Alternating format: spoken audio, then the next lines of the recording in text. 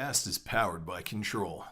Control is a meal replacement and functional foods business whose mission is to improve the lifestyles of gamers and content creators by making them healthier.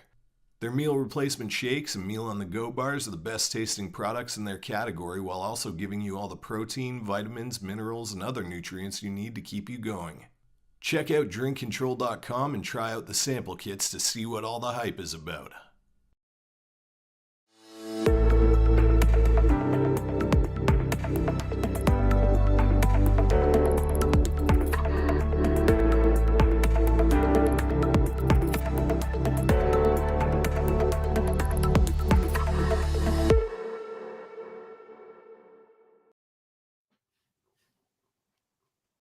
Hello, friends, and welcome to episode 138 of the XboxEra podcast. I'm Sik and Nick, and I'm joined, as always, by a special Nick. What's going on? And it's our distinct pleasure to have once again, and it's been a year, more or less, as we were just discussing before we all started the show, the wonderful Dim, aka Modern Vintage Gamer. Welcome Hello, back gents. to the show. Hello, it's great to be back. It's been a year. I can't believe it's been a whole year since I was on the show. I know. I feel like it was long. like a couple of months ago at the most. Nick, we hung out in Melbourne. Yes, even that was, and maybe that's what you're thinking of because we caught up in Melbourne. Maybe, I've already seen you this year, so it's like, That's right. No, it's good. It's good to be back. Australia getting done. Am I still? Yeah. Am I still the number one most recurring guest on the show, or It's close between you and Grub. It's very close between you and Grub. Grub's busy now. Grub's all giant bomb. Yeah, he's all LA now. He's he's a big deal. Yeah. He's a big deal. Yeah. As always, we have Jesse behind the scenes, who's fresh off his 91st review of the year, as well as we come to more than me. December. Well, A few more. a couple. Couple more than Couple you. more than me. Yeah. I do a lot of reviews, but Jesse probably does a few more. Yeah, just a Just a little bit. Yeah, just like the lifeblood of the site. But yeah, it's really good to have you back, Dim. And I know we were discussing it a little bit before we went live. But big thank you for all of your hard work and the whole team at Night Dive for bringing back one of my childhood favorites, which was Blade Runner, which released earlier this year. It was really, really nice to dive back in and play that game again and see it on console as well. And I was surprised at how well it ran. And correct me if I'm wrong here, because I wanted to have this conversation with you. This is the scenario that the original code for the game was just lost forever. Yeah, and you guys had to peel it apart from a retail version and then somehow bring it all in and redo it all and make it work on modern platforms. Is that the gist? Yep, that's exactly right, John. wow.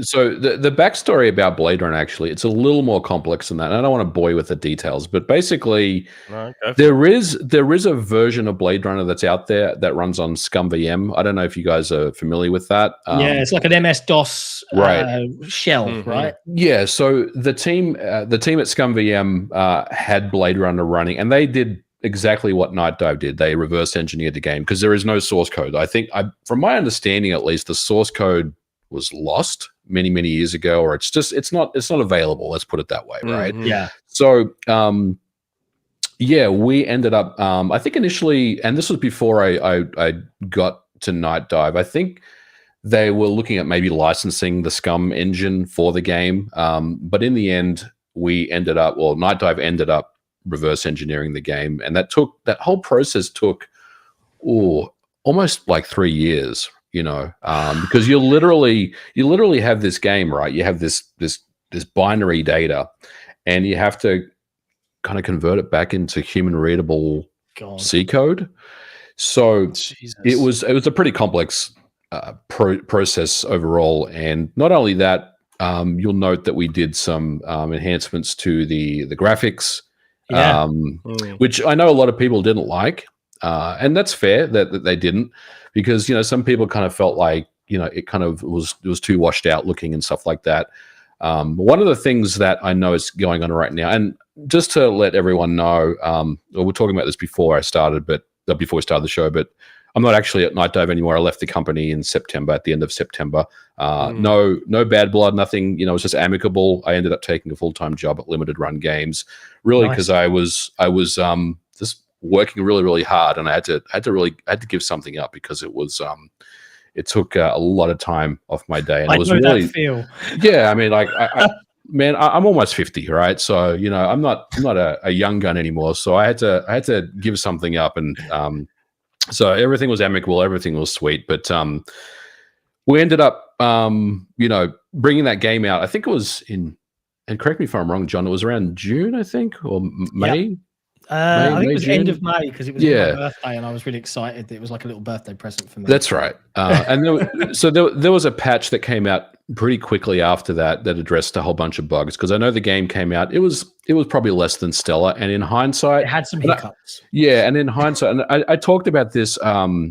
We were interviewed by PC Gamer or someone at the time, and in hindsight, we agreed that I was interviewing with PC Gamer, and one of the biz dev guys from Night Dive was there as well, and we both agreed that it was probably a little too early to release. We should have waited a little bit, and the reason why we dropped the game when we did was it was the same day as the 35th anniversary of the movie, or the 30th anniversary, something like that. It was the end of June. It was the anniversary of the movie, so we wanted to like drop it the same day.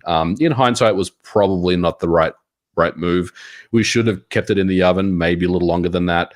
But the game came out. It initially it was I would say mixed as far as the game. Some people really liked it. Some people said this was a little buggy.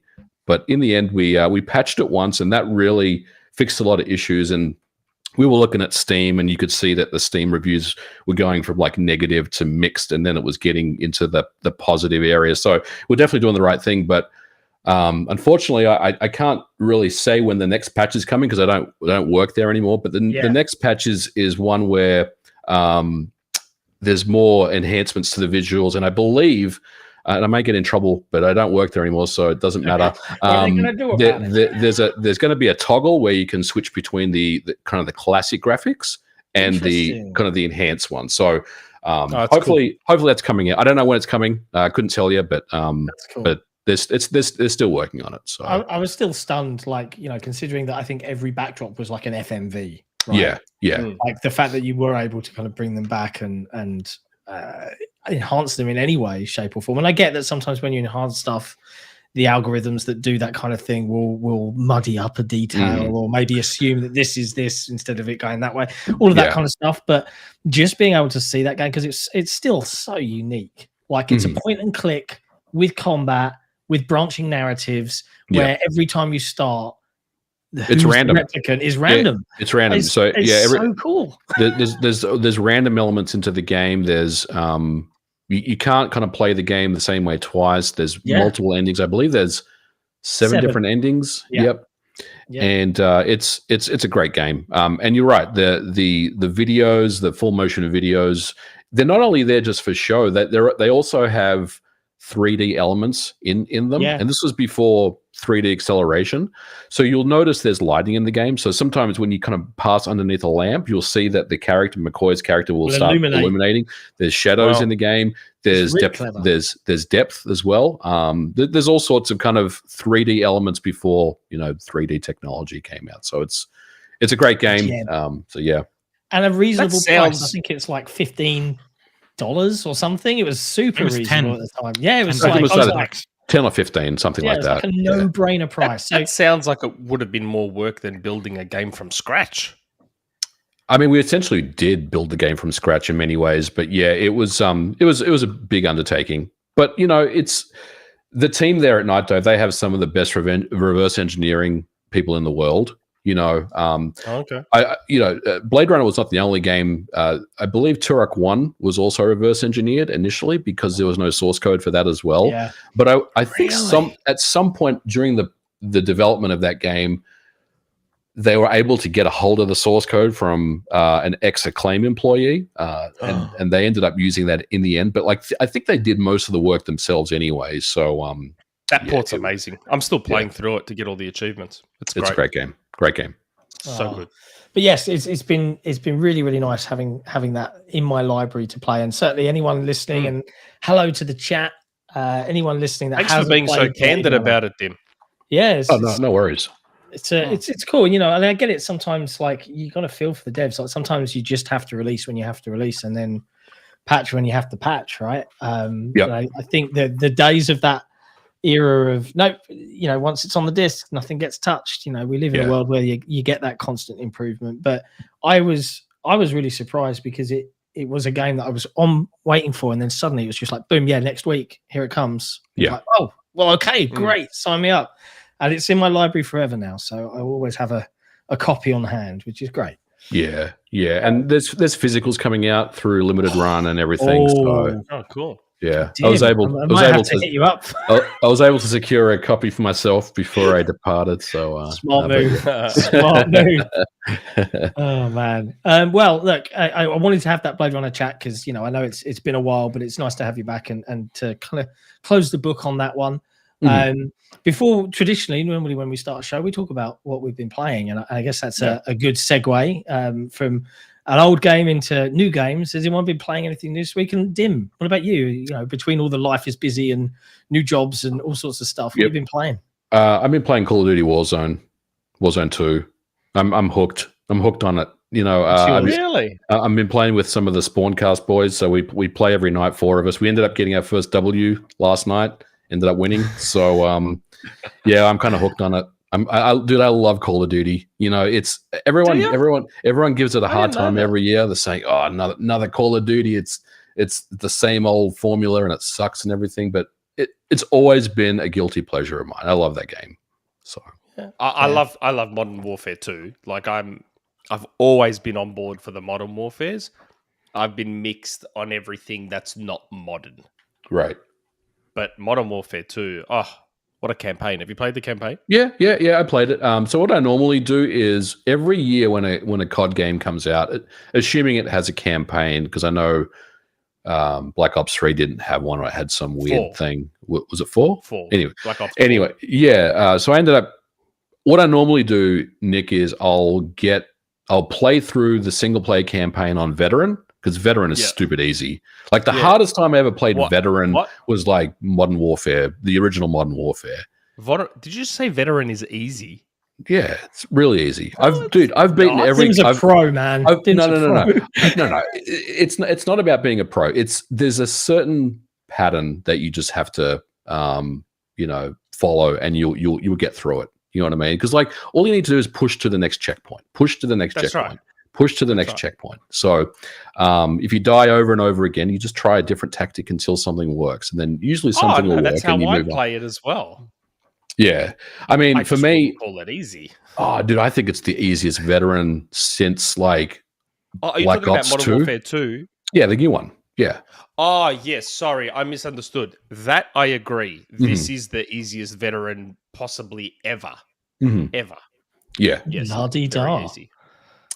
Yes, yes. So yes. yeah, I've been playing that. So I played the campaign, finished that, and then did the multiplayer for a couple of weeks because Warzone hadn't dropped yet. If you're following along with it, so we were just doing regular multiplayer, and that's fun. The maps are pretty decent. They're not like my favorite COD maps. They're okay. And then when Warzone dropped, we started playing that, and yeah, I've just been playing that. So we did win last night, and I know we were like, should we continue? Like we're beating it now. So is there any incentive to do it again? So I don't know if we're going to keep playing it, but we are.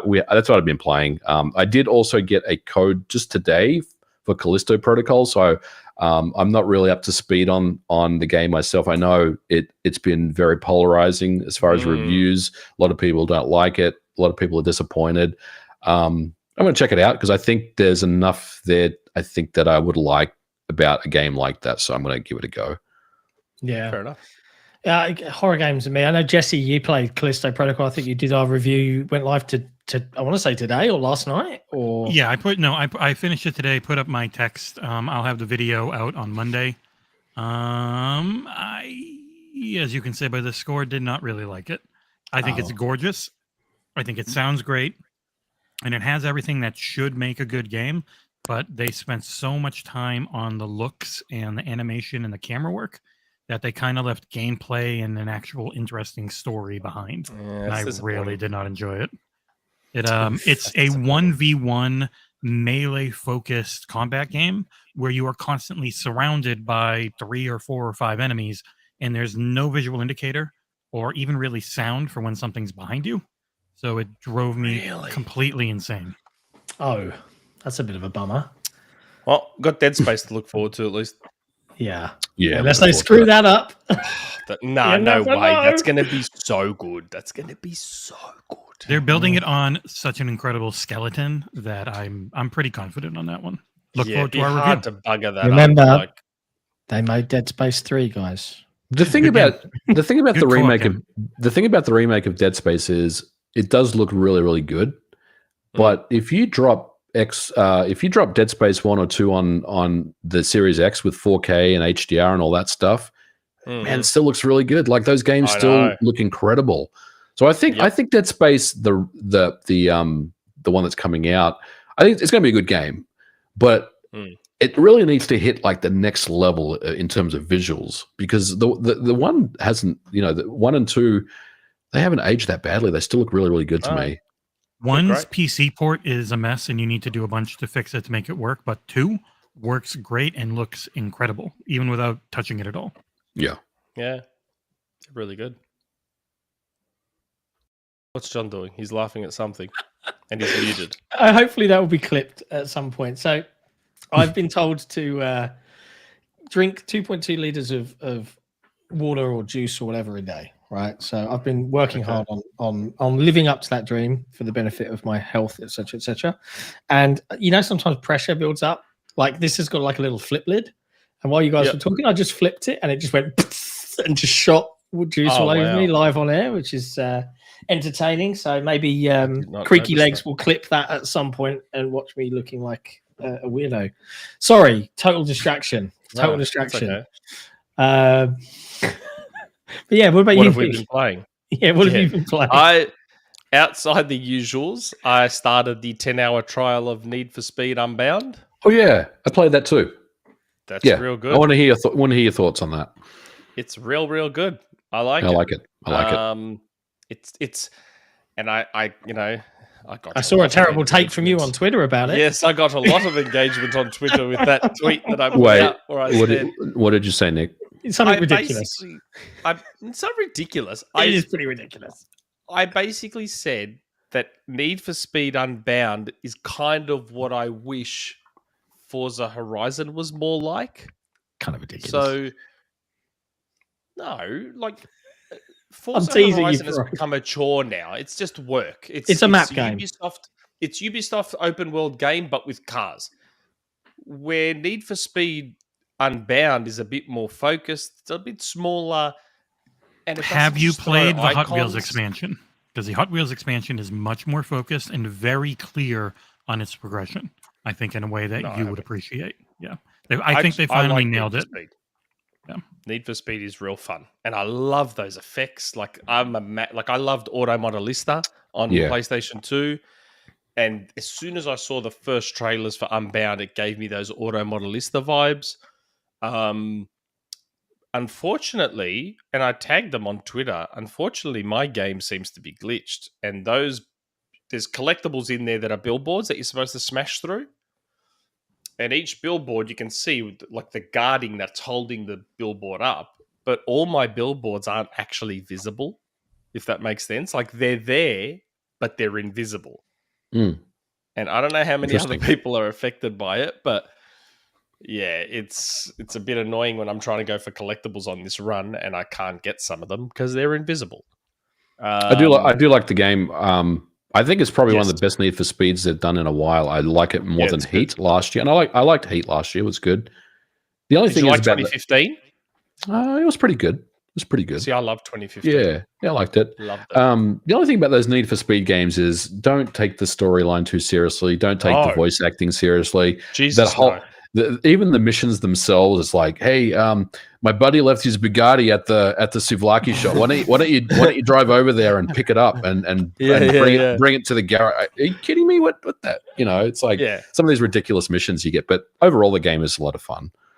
I like it. It looks pretty. I'm looking at some of the footage that Jesse's playing during the show now, and I'm surprised it's not. It's like the cars and the effects are super cel shaded, but the world isn't. That surprises me. No. Yeah, the visuals, the actual visual style is all just regular, attempting photorealistic graphics, and they look amazing, by the way. But over the top of it, they've got all the cool animations and cel shaded stuff that just appears at certain moments. So as soon as you engage turbo, boom, you see all the cool effects around you. If you do a power slide, if you do a burnout. If you do a jump, some wings all of a sudden appear on either side of you. Like just cool stuff like that. It's just the game oozes style. It's just super cool. When they initially showed the game, the kind of the preview for it, and they showed those effects that they overlay, I wasn't sold on it. And I think I asked, "Can you turn these off?" And they said, "Yeah, you can." Yes, and it was one of the first things I was going to do when I started the game up, but they've grown on me a lot. And honestly, I feel like you need them on because it just makes up the game itself. It makes up the total package of what Unbound is supposed to be. So actually, I quite like it. They haven't overdone it. No, they haven't. They haven't. And I think that's what it was. Those initial trailers made it look, maybe people thought it was going to be just too over the top and just always there constantly. But it's not. They're just there as an enhancement. Like they're actually surprisingly, I'm not going to say minimal because that's definitely the wrong word, but they're surprisingly unobtrusive. Yes, and restrained. Like they haven't gone over the top with it. And I think I'm enjoying it. I like the chemtrail type effects on the brake lights and stuff like that. It looks very pretty. Like, it feels like you're flying a jet in some ways, right? Except you're driving a car. Cool, and the crash physics look really, really good as well. Yeah. Pretty good. Criterion's always been great at these types of games. Yes. And we have a review coming from the Fairy Empire. He's working on it right now. Yeah. Top banana because we didn't get an early code. No one got an early code. There's like no reviews for this game up. It's really weird as well. Really? Like I saw some public outcry from some other folks in the YouTube space and the media. Like December, like everyone seems to have gone nuts. Although Microsoft have made some pleasant surprises recently. I won't go into detail what they are, but it's suddenly super communicative, which is really, really great for smaller indie games as well. Cool. Speaking of smaller indie games, all I've been playing that I've been totally hooked on, apart from level design in Halo Infinite Forge, which I dropped some early screenshots of some final art on one lockout / Guardian inspired design, which seemed to turn some heads because it looks super, super cool, if I don't say so myself, is Vampire Hunters. Man, that game has got me. Vampire Survivors. Sorry, yeah. Yes. I can't stop. I can't. Every time I turn on my Xbox, I'm like, a little bit more. So I got a question. I've been playing that game. on and off, and I do like it a lot because it's it's old school. It's got that retro 16-bit aesthetic to it, which I love. But how do you actually get good at that game? Like, do you have to basically just collect money and then power up and then kind of keep trying over and over again? Is that the key? This is how I've been kind of like discovering, because I'm looking at like footage that Jesse's playing now, and I haven't got to this point yet, and I'm like, ooh, there's more to come. So as I've been playing initially, like I had like 4 characters, and I was like testing them out, and then I could see that I could collect coins during the game, and then I could buy power-ups for my characters, but then and then I could also buy characters, and then as I progressed, then there are relics that start to appear, and then you can start to unlock stuff that tells you where other things are in the map, and it's like this onion keeps getting peeled back, and then you survive longer and longer, and it just gets insane. And I love the whole premise, like you are the bullet, like that's the game, and it's just that addiction of like, what crazy bit can I get to next, and how far can I push this? It reminds me in a lot of ways from my addiction to Geometry Wars and pacifism back in the day, where I was just like zoned and just doing it, and it's a really fun little game. I'm getting like Smash TV vibes as well, because you know how in Smash TV everything's just coming for you. It's the same kind of thing. I mean, it's obviously Gauntlet. There's definitely some Gauntlet vibes about it as well. It's a cool game. I like it. Garlic is OP as fuck though. I love garlic. Is that right? I mean, for me, once you start getting like evolutions, and there's so much to it that I found some of that last night. I was like, about. What? Yeah.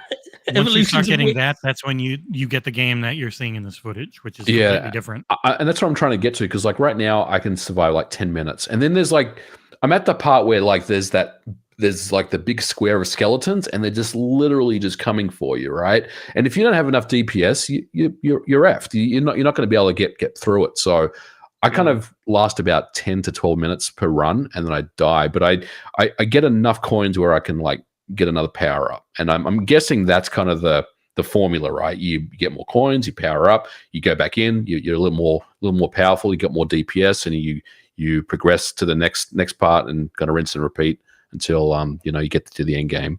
Yeah, it's mental. I love it. But it's a super cool little gem that sounds like I really need to start this game. Yeah, it's got some serious design chops underneath it, I think, which is what makes it really, really enticing comparative. Like it's not the prettiest game in the world, but the design underneath is super well thought out. So super fun to play. You'd like it, Nick. You'd like it. Yeah, I think you would. You definitely need to add it to your list. You know what I realized as well the other day? You got a Manscaped t-shirt? Yes, I did not get a Manscaped t-shirt. I only got. Didn't you? I got undies too. They sent me undies as well. Yeah. Anyway, I thought I'm not going to try changing this time like I did last week. That was almost a disaster, and everyone nearly saw me half. I held off as long as I could, but also one thing as my main thing for reviewing the GCloud has been Vampire Survivors. It plays great on there. Nice. Yeah, because they gave touch to that game, didn't they? Which is, I mean, I don't need it with that, but yes, I do. That's perfect for that too. Yeah. I have to talk. Can I talk about one more thing real quick? Yes, go. Always. So for Thanksgiving, I went to visit my wife's family, and it was out of town, so I didn't have my Xbox or anything with me, but I took a laptop with me, and it was the first time that I was like, well, I'm going to check out this Game Pass or this xCloud stuff and see if it's any good, right? Because I keep hearing how great it is and everything, and I started playing Pentiment while I was on holiday. Oh, I saw your tweet about this. I saw your tweet. And I got to be honest, I'm hooked. I love the game. It's really, really good. Really, really good. Yeah, like I initially just completely you bounced. I just disregarded it. I played it for 10 minutes. I thought, this game, what is this game? So I didn't different. know. Yeah, if you got to get to the first murder, and then by then you'll know. Is it for you? Yeah, I played 10 minutes, and I was like, this is not for me. And I just disregarded it, and I probably said some things I shouldn't have at the time about the game. But I took it on. I had a Surface, or I have a Surface, and I took it on holiday with me. It's like, I'm going to check out this xCloud stuff. So I started playing Plague Tale on xCloud, and that was that wasn't working too good. I was like, I need to obviously play some, and it wasn't the fault of xCloud. I was on like hotel Wi-Fi or something, right? You get what you get, right? So I was like, well, I wonder if Pentiment's going to work, because that's obviously a much more, the experience. It's like 2D, and there's not really much going on, and played great. Played really, really good. Hooked up the controller and had a great time. Love that game. Nice. It's Another one to I may do have in my try. week off. A week off Yeah. is what I need to Recommend it. And it get is deep into surprisingly it. long. It was about 20 hours for me to beat the first time and then start going through again to see different scenarios. Jesus. Nice. Fun Okay. times. Super chat. Yeah, Quick go on. super chat before we move on. Toadpack Shakur. Nick, where is Goldeneye? Why does everyone keep asking me that? Because you were Everyone its keeps asking me champion. what- You were its champion in the Where is public. it? I understand that. Why Where haven't is you it? got it out now? Why? It got announced. So it's not It's not like good it's enough. it's off my hands now. I Game said it Awards? was coming. Game It got Awards? announced. I hope so. December I hope 25th, so. So do I. under the tree. I think. God, I'm I dying mean, for that game so bad. listen, I don't know when that game's coming out, but like, there's probably a chance it's coming out this month, right? At the Game Awards, you would think, or at I least hope announced. so. I so hope. Well, it's just weird that all they said was coming soon, and then we've heard nothing. It's just. I mean, I don't really know what that could mean, but for me, it sounds like Microsoft and Nintendo want to get their ducks in a row and basically drop it at the same time simultaneously. So maybe if one of them is ready to go, they want to ensure that the other one is, and maybe just kind of just drop it on both same day and date. Hope so. The same person that told me it was coming also gave me a window, and like it should, at the very least, be next year. At the very least. Next year's a big old window, though. I know. They did say at the end of their Game Pass blog for all the games that are coming this month, we'll be back with more Game Pass updates soon, which would indicate something before the 20th. Which Yeah, would be the and third Thursday. and also on the Nintendo side, last year in December they dropped Banjo-Kazooie on the NSO, and they haven't announced their December game yet. So I mean, there's a chance that it could come at the end of this year or before the end of this year. There you go. So Toadpack, it's coming this year. It's coming at Game Awards. Nick just confirmed it. Dim backed him up. Whoa, WCCF dude. Tech, No, WCCF Tech. no. If you want to write the exclusive, And if it headline. makes it into December, if it makes it into December, you know what that means, don't you? What? What? Game of the year? Qualifies for Game of the Year It doesn't. voting 2022. No, it doesn't. No, Why? come on. The window's closed, mate. No, There's- I'm talking about for me, for our Game of the Year. I'm not talking about the Keeleys. I'm talking about our Game of the Year. It makes it in. With how few things you actually play, I'm going to weight your scores on Game of the Year way lower than everyone else. Whatever, man. Tunic's an amazing game. Which version are you going to play, Nick? The Nintendo Switch version or the Xbox version? Xbox. GoldenEye. Xbox. You don't care about the multiplayer? I don't That's want to a play weird- online. Nintendo Switch with Online lag, is not actual split multiplayer. screen, but still online. Yeah, it's the ad hoc. You're Yeah. streaming your screen I to don't other want to do that. people. Right. Oh, it's so painful, especially for a shooter. I don't want Oh, to no. do that. Yeah. Yeah, no. Especially a with bit the of a added weird- lag thrown in and all. Nah. I just don't understand why anyone wants to play that when Perfect Dark, the remaster, exists and is a better GoldenEye than GoldenEye. A lot of people say that. A lot of people do GoldenEye. say that. It's true though. Like Rare did not have the Bond license for game number 2, so they made Perfect Dark, and it is an awesome game. And what blows my mind is you look back at what Perfect Dark shipped with, and you try and imagine a AAA game shipping with that. And I'm very curious to see if, in a similar boat to how 343 have to handle Halo, in that you've got, it has to ship with Forge, and it has to ship with X number of maps, and it has to ship with X number of modes, and it has to da-da-da-da-da. Take those shades off me. I've got my own. It's Perfect Dark shipped with some really unique stuff like counter ops. Do you remember that? Where you a random guy could play as one of the NPCs in the game. Imagine that in a modern AAA game. All of that stuff, all of the secondary functions on every single gun, like the multiplayer maps and suite that it's shipped with, shipped with bots. Like, I'm very curious what the initiative and Crystal Dynamics are actually building. Like, I can't wait to actually see with my own eyes. But we'll see. Maybe the Game Awards. There's, I noticed in the chat, Winter Shoulder. Yes, Winter Shoulder. I was right. Doom Guy is coming to Fortnite. It was almost a year ago to the day. It was the Grubsmith special from last year where the rumor mill was that they're going to have a bunch of Microsoft and Bethesda characters coming to Fortnite. And I said Doom Guy was the only one I was allowed to leak. And they've data mined him. He'll be in the next season, Doom Guy. Boom. I'll jump back into Fortnite with that one.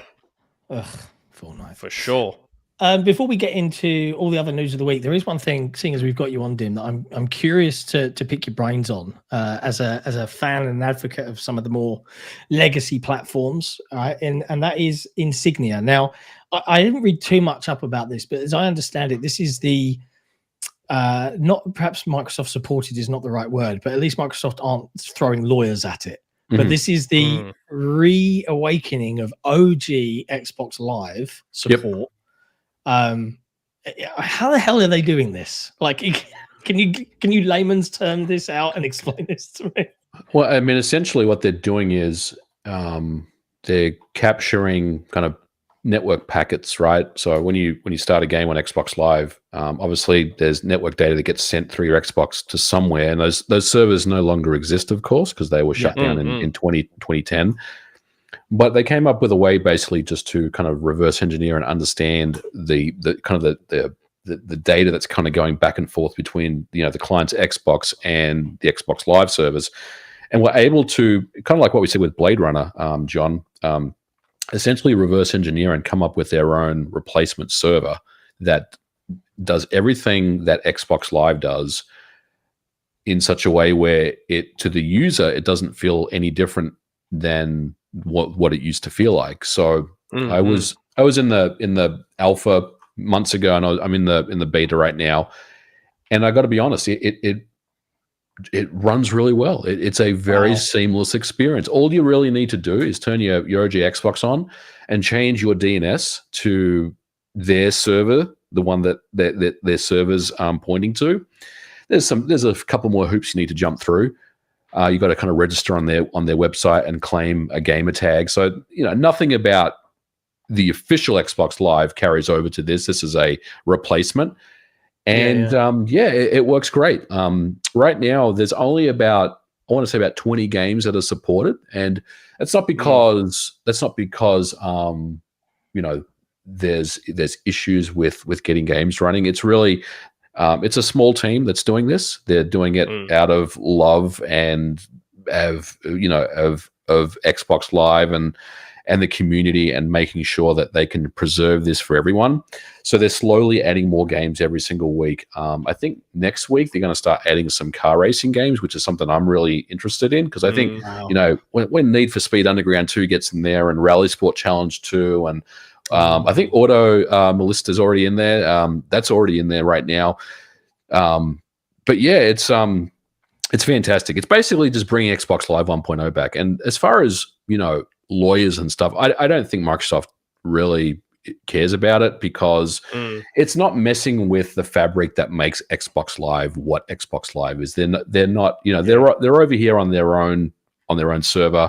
It's completely decoupled from Xbox Live as we know it today. And honestly, I think someone at Microsoft liked one of my tweets about it when I kind of retweeted Insignia stuff. So I think they're looking at it and they're like, yeah, this is pretty cool. We get it, and we're not going to get involved and try to mess with this. But the ultimate goal of Insignia is to bring every single game back. So that includes, Halo 2. So right now, I think a lot of people are kind of waiting and seeing, because Halo 2 is the big elephant in the room. Like, once that goes on there, man, that's going to be incredible, because a lot of people love the original Halo 2. No one there are, and John, you may know more of this about Halo 2 than me, because you're the expert. But I'm the nerdy Halo guy. I'm hearing that like a lot of people don't like Halo 2 Master Chief Collection. Halo 2, they prefer the OG. Yes. So there are a lot of people that are very, very excited to play Halo 2 again online. Yeah, that is accurate. There are still, I guess, the diehards, or even could you call them the tryhards? There's still bemoan some of the changes that Halo 2, and for the average player, they're like, oh yeah, this is how it used to play. And it's not quite the same. So I can definitely understand it. But then I can't remember now. I'm casting my mind back. Halo 2 was still 30 FPS on the original Xbox. Yes. Yeah, it's not. I mean, the original Xbox wasn't really known for its 60 FPS games. There were some 60 FPS games, but for the most games were 30 FPS at the time. That's what I was thinking. I'm just like, I wouldn't be able to go back. Like, I ugh. Yeah. Like the thought of it. Ooh, I mean, do you remember Halo CE? Even on launch, that thing was like a 20 FPS slideshow at times. But that it was a mess. The Tell me gameplay something, carried it through. Did I misread on Insignia's website? Does your console need to be modded? No, it doesn't. It's preferred that it is because it's easier to set up, but you can do it without a modded console. There's a couple more hoops good. you need to jump through, but you can still set it up without one. I've done it both ways, and both ways works. So yeah, like right now, the game that I like playing on there is Unreal Championship, which is a fantastic game. I wish Epic would bring Unreal Championship or even Unreal Tournament. Wasn't there an Unreal Tournament that was in development and it just got cast to the side when Fortnite started making super money? Am I remembering that right? I believe so. I believe there was. Shame. Yeah. Big shame. So that's kind of the game that I'm playing. A lot of people are playing Call of Duty, one of those early Call of Duty games. Yeah. Oh, I can't remember what it was called now. I saw the list. It's one of those old clunky Call of Duty games before Modern Warfare. Big Red one. No, not that one. Yes. It's not Big Red one. It was another one. I think the one that came out before that. Anyway, yeah, it's a lot of fun. Midtown Madness 3 is another one that a lot of people are playing. Oh man, Counter Strike is on there. Counter Strike Source, people are playing that on the Xbox. Street Fighter, Crimson Skies, Street Fighter Third Strike. Yes, they've got some good stuff on there. Yeah, Dead or Alive 3 is on there. There's some good stuff on there. There's some killers on there. The dream. Yeah. I'm on the website now. Yes, Dim, Call of Duty Finest Hour. That's it. Yeah. It's not good. It's not good. Wait, have they got Mech Assault working yet? I think it's on the list. I'm on there now. Yes, Mech Assault's there. Mech Assault is there. Man, I loved that game. I would kill for a Chrome Hounds Mech Assault mix reboot of some description online play. Is there. Yep. Yeah, a lot of people playing. That's pretty popular, that one. Yeah, Counter-Strike and Phantasy Star Online's another one. That's a good one. Yeah. There's it's really impressive stuff. Like, I mean, the people that have been working on this have been basically working on this kind of behind the scenes for the last couple of years. And a lot of people have tried this in the past and they've never succeeded. And simply because it's one of those things where you think, oh, this is something that, the Xbox, the OG Xbox is a PC. A lot of people believe it's just a PC, right? That's got, a Pentium chip in it and stuff like that. And I think a lot of people at the time just kind of disregarded, trying to capture Xbox Live packets back in the day to preserve, the server. Number one, because no one really believed that Microsoft would shut down Xbox Live 1.0. Yeah. But more importantly, a lot of people just felt like, oh, we'll get around to it later on. This is a PC. We'll figure it out later. It's not a big deal. And in contrast to that, if you look at the Nintendo Wii, they've come up with a replacement service for like Mario Kart and Smash Brothers and stuff. And they actually started, because I talked to the developers of that service. I think it's called Wi-Fi MM or something like that, and you can connect and play Smash Brothers and Call of Duty and Mario Kart on the Wii. And when I talked to those guys, they basically told me that the moment the online connectivity came out for the Wii, they were there like capturing data immediately because they're like, we want to. I knew. Yeah. And when I asked about Xbox Live, no one was doing that. So Insignia had a lot of catch up to do, and that's why it's taken so long to get this service up. But it's really good, and it's going to get better and better. I'm keeping an eye on the game. Like every week, they drop like another couple of games, and eventually, their goal is to have the entire suite of games running again, which is going to be awesome. That's incredible. Yeah. I love that people have so much passion. They still bring this stuff back somehow. It's really unique in this industry, I think. Yep. Wow. Yeah. So a couple of quick housekeeping issues.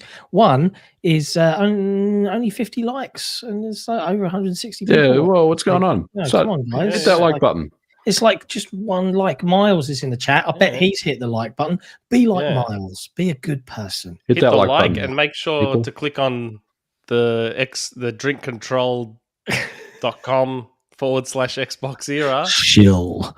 Hashtag sponsored. Hashtag Mate, get yourself some Hey, yeah. See, look, Stuff is Miles, unreal. he smashed the like button. He didn't just click it. He didn't half-heartedly just go, "Oh, I better like this for the guys." Good to see Miles in the chat. Yeah, love Yeah. Miles. Hope you're well, weren't bro. you on Chatterdays? I was, did yeah, a couple of recently? weeks ago. Yeah, Yeah. it was really good. Had a good time with Miles. He's awesome. He did. I'm going on Chatterdays. Are you? Yep, I'm gonna have to get up real early for it. Well, I'm just letting Miles know. 4 'cause a.m. my time. I saw he had Mr. Boomstick XL himself on the Yeah. on the show this week, and Miles, I'm just letting you know, next Saturday I'm child free. So you just hit me up, bro. Putting your name in. Nothing to worry about. Putting your name in the my ring. name in the hat. January. I'm taking all of January off. All I of said to January. Miles, I'm taking Man. all of January off. So I'll do all the American podcasts that are at weird times for me because I don't have to work the next day. So that's fine. Oh God. Let's talk about some news of the week. But before we do that, because I know we've got Dim for like another hour and 10 minutes, but I need to get this out of the way. Movie Tangent. It's a movie tangent, and this week is brought to you by The Travesty. And Nick, I'm calling you out here, bro. Another terrible take from you. Oh. Black Adam was a fucking god awful piece of I didn't shit mind movie. it. I didn't mind it. It was I didn't terrible. mind it. I didn't say it was Everything- great. I just said it was okay. I said it wasn't as bad as it was made out to be. I thought it was fine. Here's the thing, man. Here's the thing. DC movies, right? Here's what they need to realize. Stop introducing 30 characters that I don't care about in any way, shape, or form, and then do a movie with like a convoluted, ridiculous backstory. It was just Oh my god, the Justice. What are they called? the Justice Society. I was like, what is this? Is this like Society? I'm like, what? a poor man's Is it? Justice Justice, League? Like, they're Yeah. real. They're not. I mean, they've been I a know thing for they're a long real, time. but I'd never heard of them.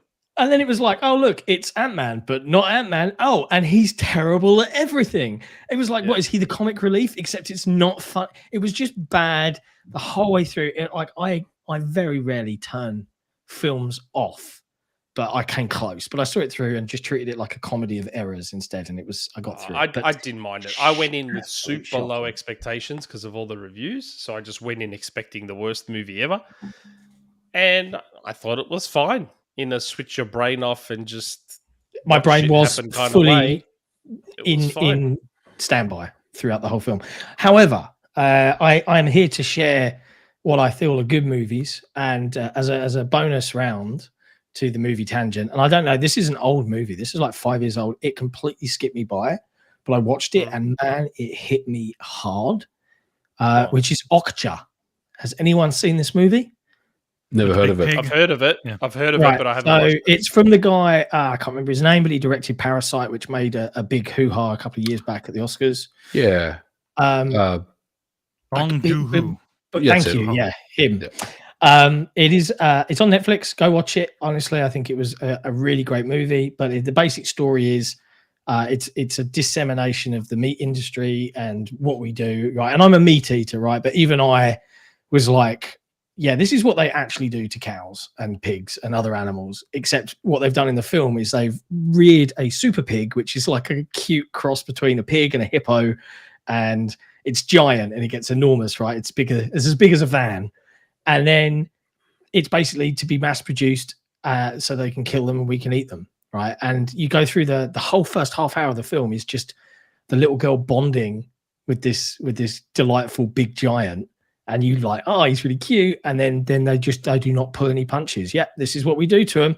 And there's just piston to the head, and then they start grinding. And I'm just like, I really became uncomfortable watching. And that's someone who, you know, it's not going to change my mind on eating meat, but I totally get why it would affect some people to the extent. Oh, they'd be like, yeah. I'm noping out of that industry, because it personified and made the cow a cute creature, right? Instead of it just being a cow in our heads, and it brought that a little bit closer to home than perhaps I felt comfortable with. But completely missed it 5 years ago when it released, and thoroughly enjoyed it this weekend. So a little recommendation for me. Anyway, that's the end of the movie tangent. Unless you guys have anything you wanted to add. I got one. Go on, hit me. Glass Onion. Have you seen Knives Out? Yes, I love I've seen Knives Out. Knives Out and liked it. Yeah. So Glass Onion is the kind of the sequel to Yeah, Knives yeah. Out. I saw it at the theaters last week. I loved it, and it's coming to Netflix, at least in the US, on the 23rd of December. So Sweet. Oh, really? check it out. Check it out. Really good movie. I'm Really good They movie. did like there a for week at the theaters, and now it's coming to streaming later. Yep. Nice. Awesome. I tell you what, I am looking forward to, and I can't wait to watch it. I think it released in the UK yesterday, which is Violent Night with David Harbour as a military Santa Claus. Yeah, I'm like, yeah. I'm into it. Sign me up. It looks great fun.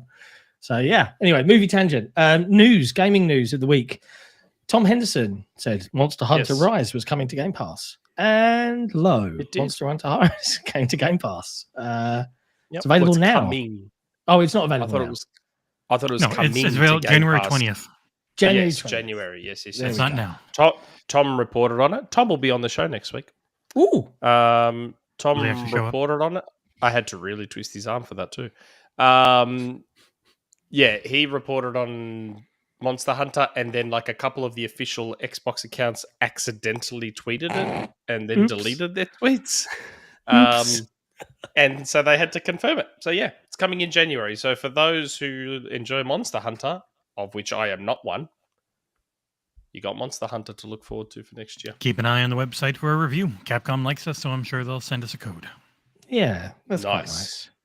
Yeah, that's nice. And speaking of Capcom liking us and getting review codes, Street Fighter 6 is getting another closed beta. Have you played Street Fighter 6? Did you get in them? Yep, I went to Evo when they had the cabinets there, and I actually got to play it. I played for about 30 minutes, and this was kind of the this is an earlier build than the one that they had for the beta recently. Mm-hmm. But man, it's so good. It's so good. Yeah. I love Street Fighter. This is going to be great. I'm the only thing that I'm not concerned about, but the thing that lost me about Street Fighter 5 was it got really kind of technical. Like if you're not someone that literally trains and plays every day, you're going to get smashed online, right? Yeah. And I feel like they've made some effort to make this more casual and open it up to a bigger audience, and I think that's definitely the right thing. I would say that I'm a casual Street Fighter player at best. I could probably beat, I could play 10 people and beat like 4 opponents and get destroyed from the other 6. But mate, I'm pretty excited about Street Fighter 6. I think it's going to be awesome. Yeah, can't wait. Good. And it'll get a better chance for success being multi-plat as well. Like I think so. I think so. It's always been big. And Capcom's in a much better state now financially than they were when Street Fighter 5 came. Because you remember when Street Fighter 5 dropped, it was a mess. Like it was buggy. There was only a handful, like 8 characters, I think there was. Very bare bones. And at the time, this was before kind of the resurgence of Monster Hunter and Resident Evil.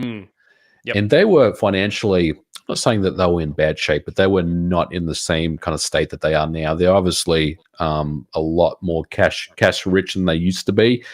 And I think this is going to show, all their games that they've brought out in recent times have been really, really good quality games. Yep. And I think Street Fighter 6 is no exception. It's going to be a great game. I can't wait for it. Yeah. I've never been a big Street Fighter fan. Like I've never been a big fighting game fan. Like you, Dim. I am one of those people that gets in and just gets absolutely rinsed, and I don't. You're a button masher.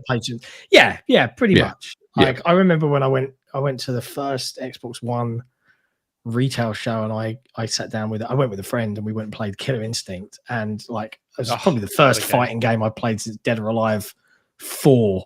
On the 360, and he just absolutely. I was been palming the pad. Like I have no idea what I'm doing. Well, dude, Killer Instinct is one of those games where you can't mash buttons. You're going to get totally destroyed. In many ways, it's more of a rhythm game because you got to make sure you got to get those combos, nailed down. Yeah, if you're mashing buttons on Killer Instinct, you're failing at life. And indeed, I did. They did add that auto combo system though to Killer Instinct, which helped. Where it sort of helped the button mashers a little bit, so they could at least feel like they were accomplishing something. But yes, the true guns at Killer Instinct will destroy you. Regardless, easily. What else? One good thing for fighting games in general is ARC and SNK are both really getting into rollback netcode and crossplay. Like crossplay is coming to King of Fighters. Like the whole genre itself is on a huge upswing for me. Yeah, it's good. Good times for all fighting game fans. What else happened in the news this week? Ubisoft experimented with the Xbox One store policies and were the first company to ever offer a buy one get one free digitally on the Xbox Store. Very interesting. That's an evolution that we've not seen before. I think it's great though. Yeah, it's a great feature to have on your store. Like, I don't know, do they have buy one get one free on Steam or other well-established stores? I don't think I've ever seen a buy one get one free on a digital store. No, I've seen like bundles. Yeah, I mean, like sometimes you might get something and they'll mail you a code for something else, but I don't know if I've seen anything like buy one get one free as a product like that before on Steam. Yeah, because I'm picturing like I would in the shop. Like I'm buying this one, and I can pick from these ones, and I can just say that one, and that's it. They're in my basket, and that one's at 0, and that's buy one get one free. Whereas any other process where I've got an additional code has either been an email or I'm buying a bundle, and they've bundled it as specific variations of that one product. So it's kind of cool. Be curious to see how much uptake it has across other publishers. On the store, whether Microsoft themselves will embrace it. You certainly hope so. But then with everything on Game Pass, the Obsidian collection, buy one, get one free, and you can pick 2 Obsidian games. I don't know.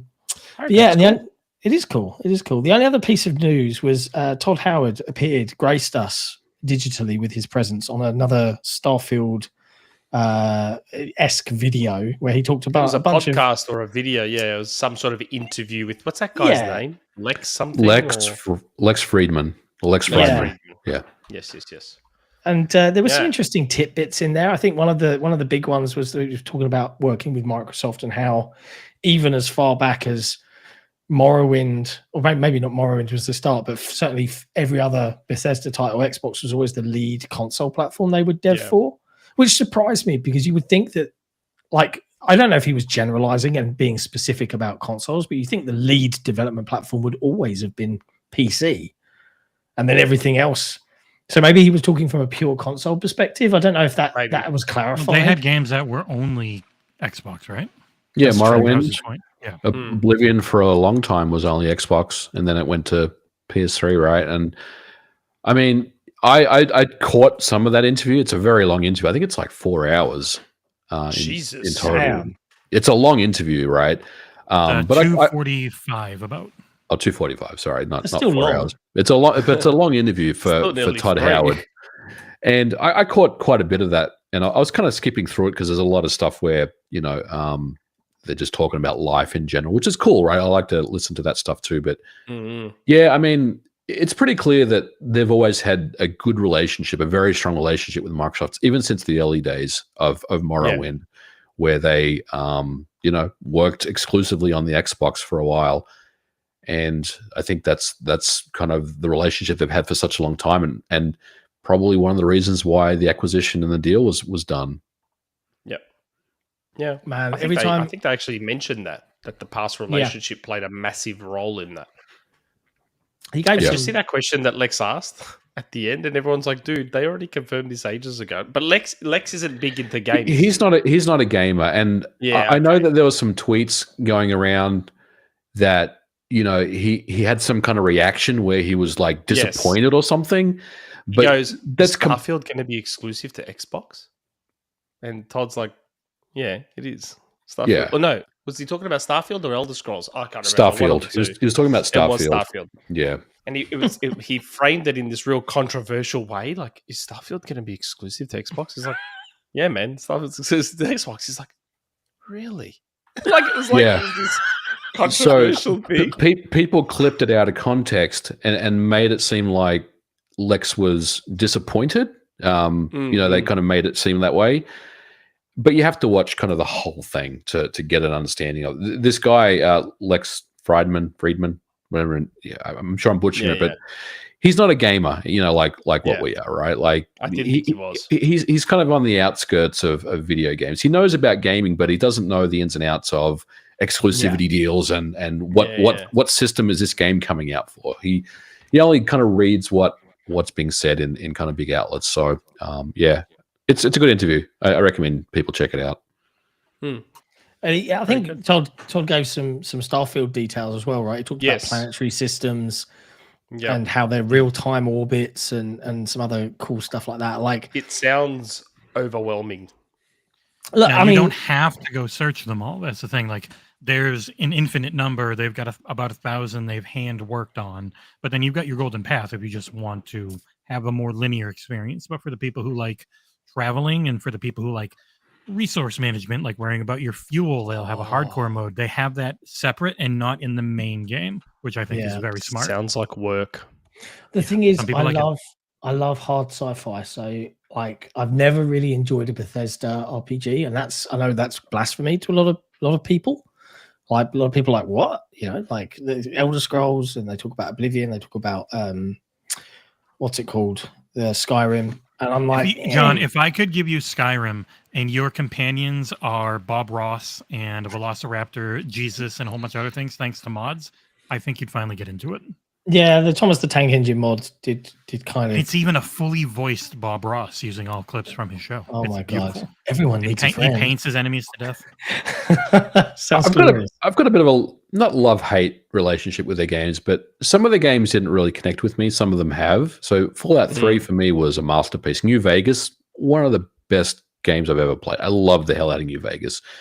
I loved Oblivion when it came out. That game just completely connected with me when it came out in 2006 or 2007, whenever it was. Yeah. But I didn't really care much for Skyrim. I started playing it and I was like, this is more of the same. I didn't really get into it as much. And Fallout 4 was the same. I loved Fallout 3 and New Vegas. Fallout 4 was just a little bit lost on me. So I think I'm going to like Starfield based on what we've seen so far, but there's no guarantees that I'm going to, enjoy the game. We'll have to see. Yeah, it is. I'm hoping it will be my Skyrim or my Oblivion, that moment where I'm like, oh, I get it. I'm totally like on board with this, but I won't know until I know. So I'm going to go in there with a very open mind and try and embrace my inner RPG nerd. But yeah, we'll see. We'll see. And that is pretty much it for news. Jesse, is there anything exciting being going on the site that you want to quickly name drop? I got a Warhammer 40k Darktide review up. That game is awesome. They're still in the soon air quotes for the Xbox version. Obviously, I reviewed the PC one. It's really good. It's only $40 if you want to buy it, or it's on Game Pass. The Game Pass version didn't work for me the first day, but the Steam version also wasn't working for me because their servers must have gotten absolutely demolished by Game Pass people. But it's working again, and it's very fun. It's if you ever played Vermintide, it's a more shooter sci-fi version of that with no stamina on your melee at all, which makes it a lot more fun. And I'm really enjoying it. Excellent. I have to admit, we were talking there, and Dim, you used the word. You used the word acquisition, and the hairs went up on the back of my neck because I think this is the first week that we're not going to talk about it. We're not going to talk about anything. We're not even going to mention it. I don't want to talk about it. We're not talking about it. There was something there with Sony. Something came out about an agreement. One other government approved it. I forget which one. Yeah, right. Saudi Arabia. Yes. No. It was Serbia, something like that. I don't care. All right, next segment. Should we go? Should we go Rumourmill? Get it out of the way. You can hit that button. Go for it. Yeah, it's been so long since we had one. People don't even bother asking in the chat anymore. But it's good, isn't it?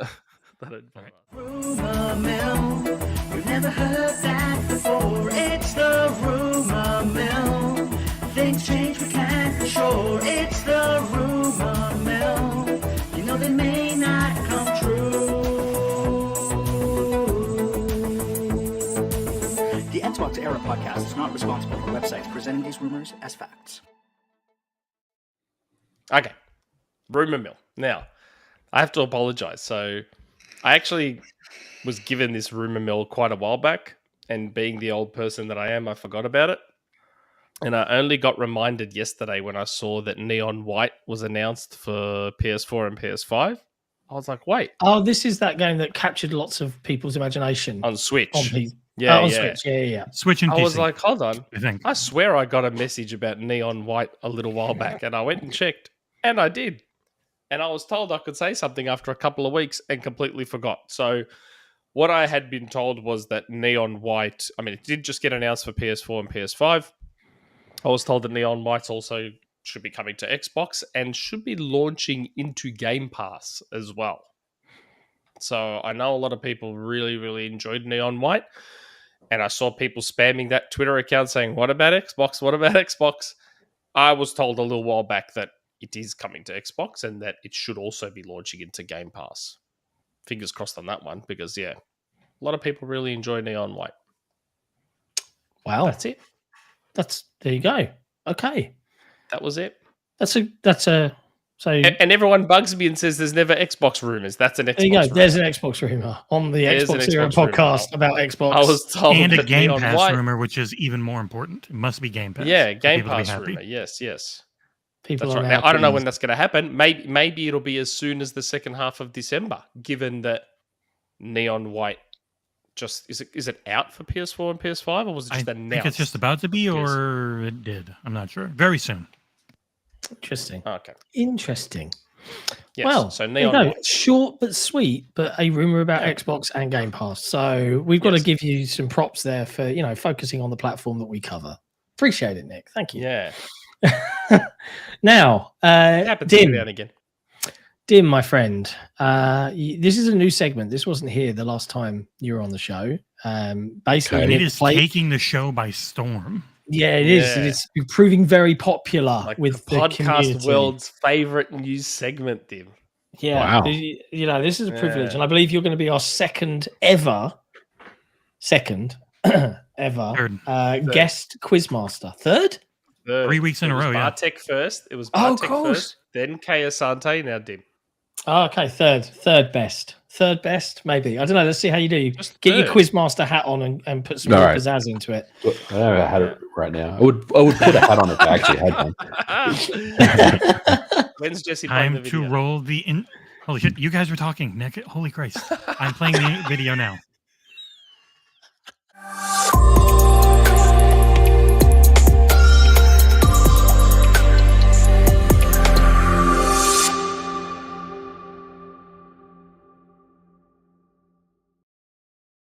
Now, before we start, John, have Yes, I my ever friend. told you? Have I ever told you about that time I was hiking on the foothills of Mount Tibidabo? Have I ever told you about that? Nick, are you looking to connect with me in a certain way? Because I've seen Yeah, I've seen friends as much as you. I went hiking once, and as I was going, I could see this lake in the distance as I hit a plateau.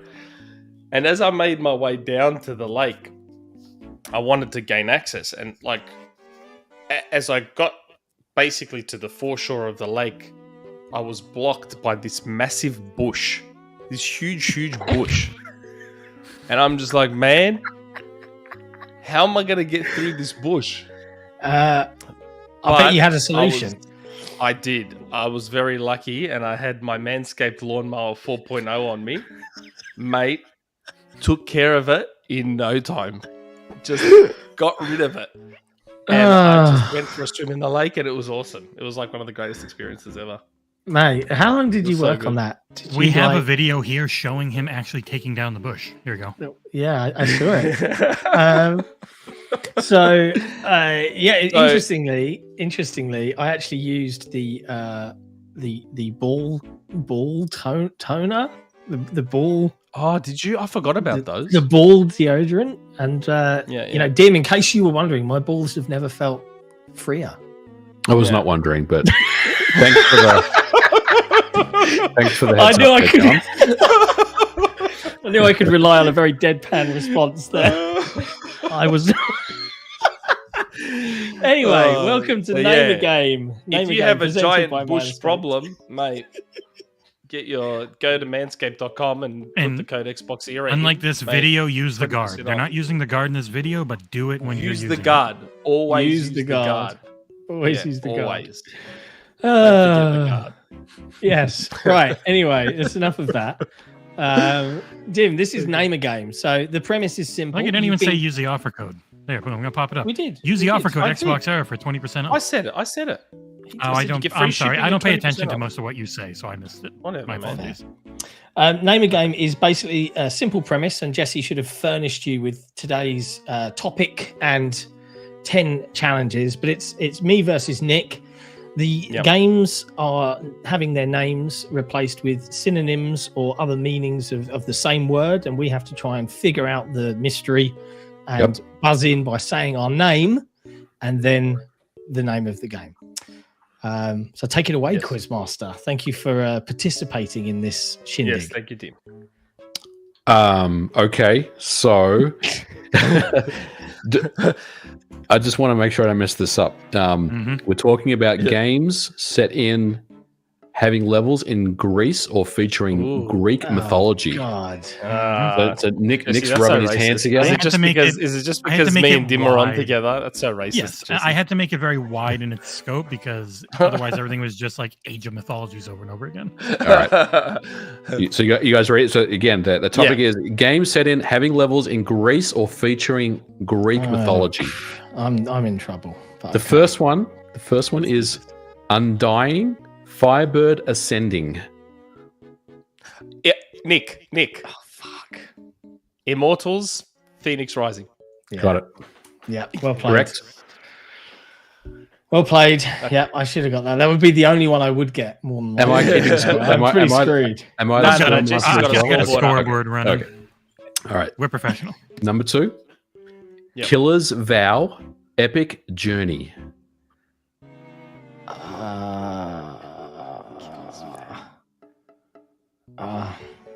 An epic journey is one word. That's why it's got a hyphen in the middle. Yeah. It's right on the tip of my tongue.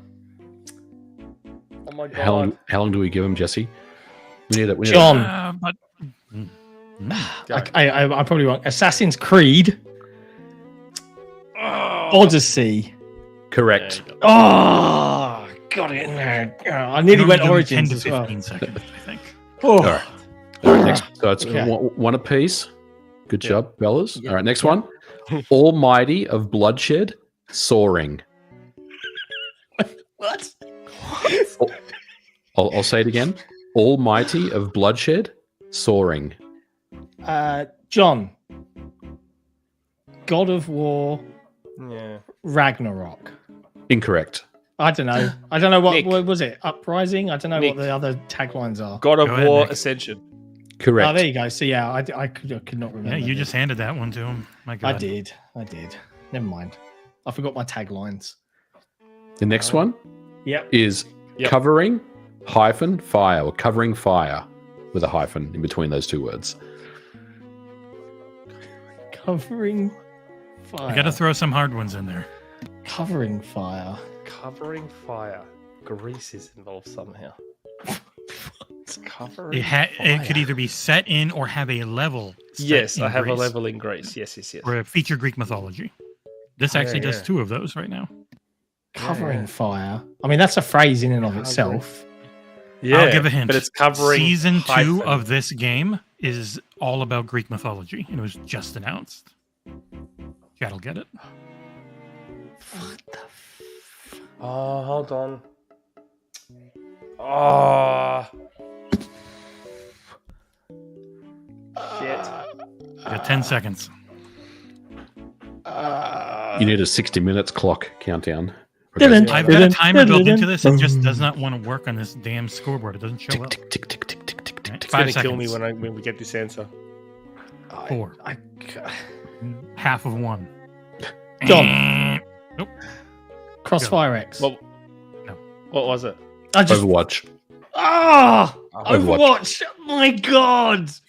How did we not get that? That is so painfully obvious now.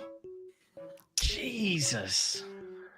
I'm looking at Season these. 2 I'm is like, all I don't Greek think I could have. I wouldn't know any of these honestly. I try to make some of them hard, otherwise things they're go way pretty too tough. quick. All right, the next That was one's good. The next one's I really still easy. need one more for the win. Next one's really easy. I'm You ready? doing Gonna get this, Okay. John. All right. Combat Zone 5.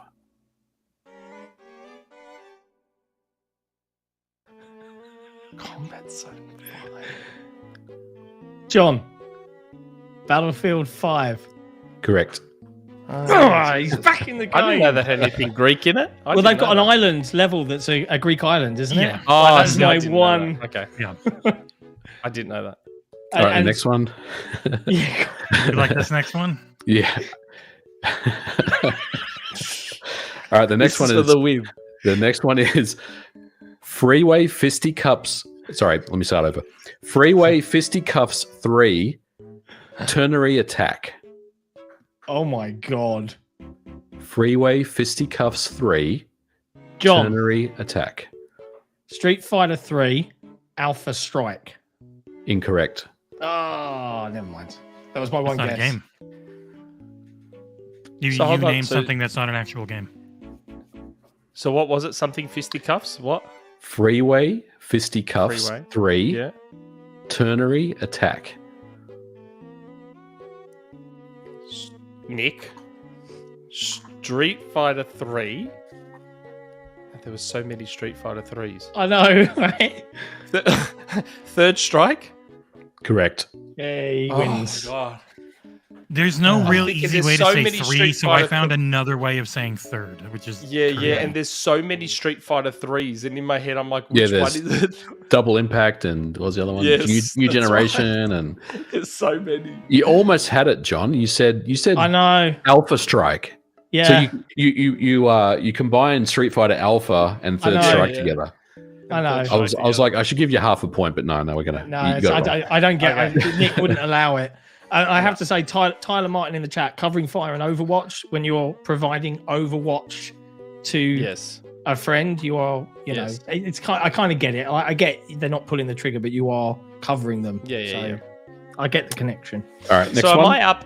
Am I up 3-2 now overall, or am I up 3-1? Yes, you're up 3, or no, you're tied at 3. 3-3. What? On Nick, John, Nick. Yeah, that makes sense. 3-3, mate. Really? Suck it up, yeah. You're not the champ. Doesn't- We're it doesn't even sound Stevens, right. my I'm gonna friend. Go through all those episodes. Oh, of actually. course you are. Yeah. You know I will. Good, okay, let's do the rest. Let's do the rest. All right, next one. For honor rules. All right, next one. Era of Folk Tales, and Folk Tales is 2 words hyphenated, so folk hyphen tales. Era. I might have mentioned this one earlier. You might have mentioned this one. I did mention earlier. this one earlier, yes.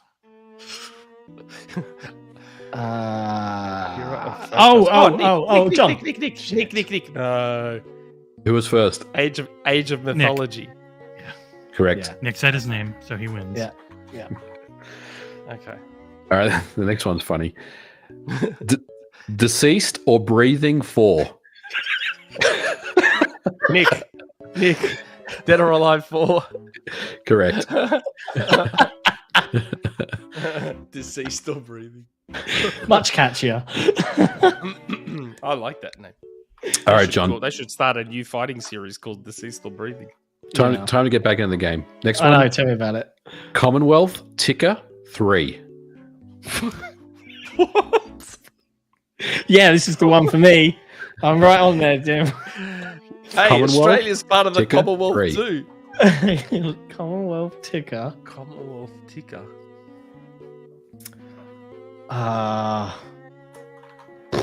Man, I am drawing a blank with that one. Commonwealth. I mean, what? Empire. Something clock. And 3 is the Roman numerals in the game. It's had there's 14 games in the series, but most of them were on the Vita or the DS. Only recently did they start coming to Xbox. Oh my god. The thing in Greece featured in this title is from a well-known and well-established IP. My god. Yeah, that's Commonwealth Disney. ticker 3. Oh, John. Kingdom of Hearts, whatever it is. Kingdom Hearts 3, something ticker. like that. As in ticker. Yep, Yes. correct. Oh my god. Yeah. Kingdom Nice. Hearts 3. Nice. Yeah. Thank you for the. Who was whispering Disney? I wasn't me. Totally stole that one. Thanks, Jason. Torn Raptor, mate. It's not about fun. I'm too competitive for fun. Nick doesn't know how to have fun. It's not about fun. No fun confirmed. I compete. All right, this is the last one. So what's the score? Where are we at? I already won. He Oh, won. you So already it's first to 3, and he wins the round. But we're doing the rest for honor rules. So. But Jesse just wants us to do them all because he went to the effort of thinking of them, even though I And people tell like him them. save them for another show. No, I can just come up with others for other shows. It's fine. There's a All lot right, of There's games. not unlimited games in the world. The last one is Alloy Gastropod 7.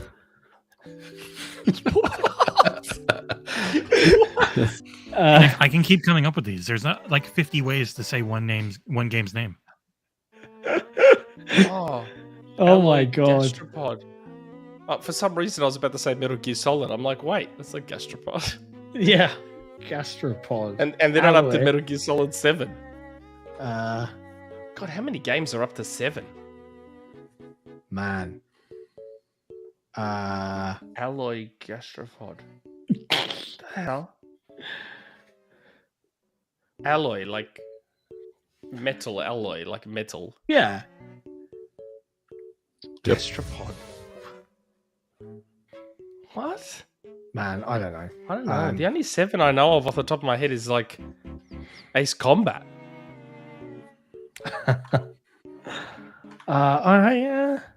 Metal something 7. Oh, metal.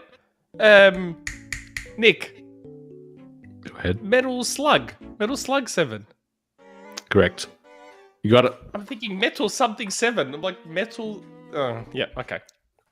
Oh my god. Wait, that has levels in Greece. That one game did. Apparently. I've never played okay. 7. Neither have I. And that's Yeah, what I as was far just as- looking like, up wait, what Metal has. Slug I 7. looked up the Wikipedia article of what video games have levels set in Greece. That I got as article far exists. as like Metal Slug 4 or 5, and I didn't. Yeah, I was like beyond 4 or that. 5 and X. And like. Oh that's yeah, about X. it. Yeah. Yep. On the Neo Geo, good times. Yes. Oh yeah. Well, there you go. Name a game. It's a Congrats. brand new hit feature of the XboxEra podcast, sponsored by Manscaped. Get your Lawnmower 4.0 20% off using the code Yes. XboxEra. And use Fun the guard. times. Use the guard though. Don't do a nick. Jesse, I'm Wow. curious. How did you come up with these names? Did you just like plug them into like a I just thesaurus or think of 'em. something, and No, I just think of them. just think of them? They're pretty good. They're pretty good. they're pretty entertaining. We've had some real Enjoy Enjoy the the doozies. game. game. funny. It's a My good favorite game, was isn't it? my favorite was deceased or breathing for. Breathing for. It was like just plug them into a thesaurus. I'm like, no, I got to make them funny. Yeah, they That's are really often amusing. Yeah, well, it's that time in the show then when we thank our patrons. Without their support, we wouldn't be able to do all the crazy cool stuff that we do. And indeed, today the new merch went live, which has a bit of a Halo theme because we got a new logo that we can put on a t-shirt and all sorts of fun stuff like that. So patrons should be able to check on the Patreon membership and see all the new merch, and that'll be coming your way in a few months. But as part of the perks of being a XboxEra patron, you get to ask a community question. I don't think we have a huge number though this week. No, I think which it's is- pretty slim pickings out there. So Yeah, well, that's okay Have at because it. Dim needs to go soon anyway, so it works out well. I'm good for 30 more minutes, gents. yeah, we can shoot the shit for a while. trying you know, to it's get all rid of me. fun. What's going on? Yeah, jeez, Me, Kicking I me off bug the side? you non-stop. I'm trying to get rid of you. I would keep you on here for 6 hours if you would stay on for that long. Oh, mate. I I can mean, talk for you that long guys too. do it. You guys do it during like when I have to go and eat dinner. You know. I know. Yeah, but it's the worst thing about having an Australian co-host, Dim. that's the That's thing. in Like Australia. between the UK and Australia, it's I mean, I think back to the days I used to have to get up at 4 a.m. to do the show I at know. UK time. That was that was only worked because I had an office outside where Yeah. my kids God, that couldn't was so come. I good could for lock me, the though. back door and take the key. you know how good that was for me doing it at 3 p.m. Australian. It was so Yeah, good. it wasn't pleasant for It was me. so good. I can tell you that much, my man. Oh dear. Community questions. Are you ready, Jesse?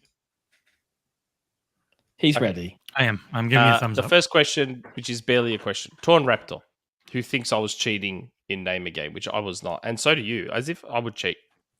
You got I'm like just 3 saying- of them. I'm just I'm saying- competitive. If I'm going to No, cheat, I'm beating too- you nil. I'm going too- straight too sets and you're going competitive. straight out if I'm cheating. Too competitive. I'm way one too might competitive argue. to allow you to get any of them correct. Torn Raptor, podcast episode 137. So what's old is new. So Nick is new. Yes, I am both old and new. As you can tell from the white hair, which I try to get rid of. Come on now, Nick. Good old Collingwood. Be serious. What's serious? You know how much is coming through? White hair. What white hair? Yeah, Jesus, man. I shave now almost to my skull to get rid of the white hair, and it's all starting to come through here, Bro. mate. Yeah, come back to me when you're salt and pepper, and you've the receding has hit you, and Dim's just embraced it at this point, right? Yeah. Oh yeah. I don't know if I'll ever have to worry about the receding, but I'll definitely be white sooner It's rather the worst. than later. It's the worst. Okay, good old Collingwood. Hello, John, Jesse, and Huru, Nick, and Dim. I have a question for MVG, but missed out in asking it last time you were here because the thread was closed early. About the time you were on last on the podcast, there were a couple of issues regarding games on the Android and iOS platforms.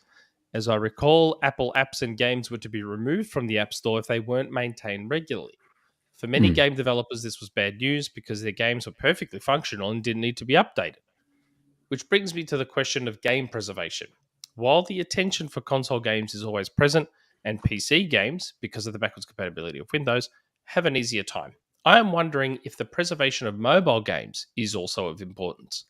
Unlike Windows and console operating systems, which generally don't change unless it's the start of a generation, phone operating systems can change within a couple of years. Games that worked one day could suddenly break when a phone's operating system is updated. So, is there a movement to preserve mobile games and the devices they are played on, especially from the early mobile phone operating systems? Are people developing emulators so that these games can still be played on computers, long after the phones they were played on no longer exist? Is there difficulties in preserving these games because they rely on monetary transactions to function? Good old Collingwood. And there's a PS. Nick, what's happening about the Christmas podcast? Christmas is on a Sunday, and I'm pretty sure you don't want to be podcasting in the middle of Christmas morning. Well, yes, I've spoken to Jeff Grubb. We're going to do it the day before. So Australian Christmas Eve and American Christmas Eve. So, yes, I'm very committed, but I'm not doing the podcast Christmas morning committed. His wife won't let him. Same as all of us. Yeah, I'm not doing it Christmas morning. No way. I'll get my balls chopped off. So yes, that's actually a really good question, Tim, about mobile game preservation. Because for me, one of the first big mobile games that suddenly couldn't work on a future iPhone was Metal Gear Solid. Yeah, I mean, mobile port. It's a good question. I will say I'm not the world's biggest expert when it comes to mobile games because I don't really play them. But what I will say is, like everything else out there, preservation is very important, even in a mobile space. But the good news is, I think every single Android app, like every APK, is already available on the internet. It's already been preserved. It's already been made available. So how do you go back and play these games on your phone? Well, if you have an Android phone, you can easily just root the device and pretty much install everything and get your games back that way. The iPhone's a little more difficult because there's what's called jailbreaks and stuff you can use, but I don't know if you can jailbreak an iPhone anymore. And again, someone out there probably knows more than me about this stuff. But if we're talking about preservation rather than being able to continue to play your games on your phone device, that's a separate conversation because preservation is really basically making sure that the game is available for future generations, right? So you can actually download it and have it available to you. But I think mobile presentation is just as important as just video game preservation at the end of the day. There's obviously a lot of games that are no longer around on mobile. They get delisted due to licensing issues, or sometimes Apple will change hardware specs and then games will break. And sometimes the publisher or the developer doesn't have the resources, or they've moved on to go back and update those. And I saw that actually happen a lot with, remember when iPhone switched from like 32-bit to 64-bit? This was going back quite a while ago. Yeah, it was like 2009 or something. Yeah, that was a pretty big shift because most publishers, devs moved over to 64-bit and embraced it, but some of them didn't. And there are some games that are still 32-bit iPhone games that just don't work anymore on 64 because I guess there was some compatibility layer where it would drop back to 32-bit even if you had a 64-bit phone. But I think they did away with that stuff. So yeah, I think it's very, very important. But to answer the question, yeah, everything's available out there. You know, it's no different than game preservation in that regard. If you're trying to find something and you really, really want the means to play a game, an old mobile game, you should be able to do so. Yeah. That's sure. good to know. I mean, I've never really thought about it, and I have to admit, I'm not a big mobile phone player, but there have been times when I've looked back through the Android library, like on stuff I might have downloaded like 6 years ago or something like that. And I'll go and see if it's there, and often it still is in some form, and it's quite surprising. Well, a great example is last year this time. Remember, Grand Theft Auto Trilogy came out. The remake, the remaster, the remaster, whatever, which was a bit of a disaster when it launched. At the same time as that, they unlisted or delisted the Android versions of the Android store. Now, I don't know if they ever brought them back, but that's the kind of thing where there already is, those games are already preserved. So if you want to play GTA on your phone, you have the means to do so. You know, there is a way for you to do that. And of course you need to jailbreak or you need to root your device or whatever. But that's the kind of stuff that, happens a lot in mobile gaming. You know, games get delisted because there is a new version or something that's coming out to replace it. But yeah, I think it's very important, and it's a good question. Yeah, cool, good answer as well. Thorough answer, one would say. So I hope you enjoyed that. I first noticed that with Metal Gear Solid, because that was actually not a bad mobile game. It was like a shooter, not light gun shooter, but you move the pointer around and whatever. It was actually a pretty decent game, and then can't remember which iPhone I upgraded to and which iOS version, but that was it. It just stopped working. Couldn't use it anymore. Yep, I've never been a big mobile phone gamer. Number one, because mate, you only get, I don't know about for you guys, but I only get like 6 hours of battery life on my phone. So I'm not sitting there playing games on. I'm going to just drain the battery. And number two, it's a mobile game. So unless I've got a controller in my hand, I'm not going to have a good user experience at the end of the day. Right. Yeah. Yep. I don't know if you've played lately, but like now iOS and I assume Android support controllers. DualSense, Yes. DualShock, Xbox Bluetooth controller. Yep. So it does make and a lot of these games that come out on console, like the Pathless runs great on a phone and a tablet. There are, that Turbo Horizon Chase Turbo, that racing game. Oh, mate, is really good. The games that King have, like Candy Crush and Call of Duty Mobile and Minecraft Mobile and all that stuff, those things are killing it, as far as making money. I mean, a lot of people love mobile gaming. A lot of people do. Call of Duty Mobile is actually surprisingly good. It's actually not a bad Call of Duty experience, to be completely honest. It makes absolutely shed tons of money. Christ, I got a green screen on. You can't see it. The xCloud works really well with Android. It is just a tablet at the end of the day. And pretty much any game that recognizes it as a controller is really good. You will get less battery life compared to streaming because you're local processing. But I still got like 7 or 8 hours in a day out of it pretty easily. So okay, nice. Very nice. All right. Next question, Jesse brother. Good to have you back. Yeah, I hope you're doing better, loser. Happy December, gents. I'm very happy to be joining you this week, as I very nearly bit the big one recently due to a stroke, or more like multiple strokes. Jesus. Yes, Jesse told me about that. That was pretty full on. Yeah. Special hello. Okay. Yes, special hello to Trevor's brother, by the way, who's been my hero the past couple of weeks. Hey, Jess, I'm doing a lot better. You'll probably love live on air. That's sweet. Yeah, well, that's why Jesse was doing the show from that cool pool room. Yeah, a couple of weeks ago. Still dedicated to the cause and doing the show. We were like, dude, just don't worry, we'll handle it. And he was like, no, I must. I had those cool Lenovo laptops. Why not? Yeah, fair. Yeah. John and Nick, hello, good sirs. John, congrats on the Forge-related success. Everyone check out Forge-Era.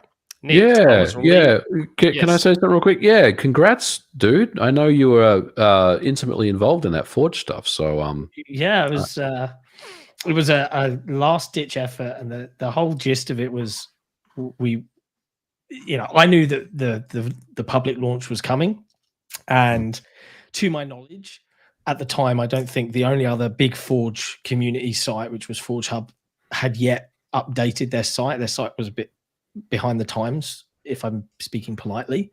And I was like, we're a month out. Can we do something? We spoke to our dev, and our dev was like, when? I was like, November 8th. He was like, yeah, we can do it. So I had to work a lot of weekends, like building app workflows and stuff. But the final result has been embraced, and it's really cool to see so many people just posting new stuff. It's like every day I log on, I see some new cool design. Did you see the one where if you put on your overshield, it teleports the player between one reality of the same map into the other, and the other players aren't like there. Titanfall 2. That's like awesome. Titanfall, but it's like a multiplayer combative. So you're fighting, and then you can take cover and let your shields recharge by switching to the other reality. Wow! And then get the drop on people by removing. It's watching gameplay of it. I was like, this is Forge. That's the beauty of it. It's brilliant. But yeah, it was very, very cool. So thank you. Yeah, that's great. Nifty. Give me a job, 343. Yeah. Okay. Give me a job. I'd rather make that. I'd rather do that for a living. Careful what you wish for. Yeah. They may come knocking on your door. Well, I did see Tom French, the creative director of the multiplayer, his last day on Friday. He left. Tom French, I've met Tom French, really, really nice guy. 11 Definitely years, like a developer rock star, has a pet pig. Is just a very cool dude. And he's moving on to pastures new. So big changes afoot at 343 Industries. So we'll have to see what the future brings. Fun times. Okay. Nick, I was relieved to find how easily I could get a post in this week's Patreon thread before you locked the thing down in no time. Dark 30. I guess almost dying and subsequently having to stay out of work has its privileges. Just to give an idea how grim things had gotten, my blood pressure had reached over 270. Jesus Christ. My brother and sister helped me realize my years of undealt with depression was a key contributor, and my doctors and I concluded my work-related stress and awful diet were obvious factors as well. So I will be making some changes to my diet. No more, a lot less fried crap from places like Macca's. No, you don't never cut out Macca's. More veggies and whole grains. Instead of, say, a breakfast sandwich and a hash brown for breakfast, maybe I'll do a Kind bar or a Control shake. I hear those bad Larrys are pretty great. Yes, definitely go with a Control shake for breakfast. I have these every Sunday before the show, or now I do it on the show because why the hell not? Yes, definitely grab a bag of Control. That stuff's amazing. Anyway, it's funny, Trav. Just briefly. So I didn't have a stroke. Which I'm very lucky about. But similarly, I'd had a headache, like an absolutely awful headache for a huge swath of 2021, like 4 or 5 weeks on the trot, where I was like waking up every day and I was like, is it dehydration? I was drinking loads. I was trying to do everything I could to feel better. And eventually got to the point where there was another reason for that, wasn't there? Well, that's a tertiary reason. A tertiary reason. I'd wake up with a headache every day. Yeah, man. Like the headaches are a lot less frequent nowadays, believe me. And but yeah, like eventually I got persuaded to go to the doctors, and I ended up at a GP, out of hours GP at 1 a.m. And similar situation, my blood pressure was sky high, and they were like, "Yeah, we're going to take you to A&E now because you're in stroke territory." And I'd probably been in that zone for something crazy like 4 weeks, just full tilt, like. So very lucky escape for me, and I'm on amlodipine now for the rest of my life, more than likely. But yeah, really? I hope you're feeling much better. Yeah. Once you start taking that stuff, like unless you like really wean off of it, it's kind of like congrats, you're kind of on that for life because your body gets used to it to a point, as I understand it. I'm not a doctor, but yeah, fun stuff. Okay. Look after your bodies, folks. They're important. You're going to get one. For sure. That's why I drink this. Anyway, the shill. Just wanted to pass on that I hadn't passed on, but I easily could have. And to all my fellow XboxEra-ites, treasure what you have and let the people you love know just how damn much they mean to you. Love you, Jess. Aww. What am I over here?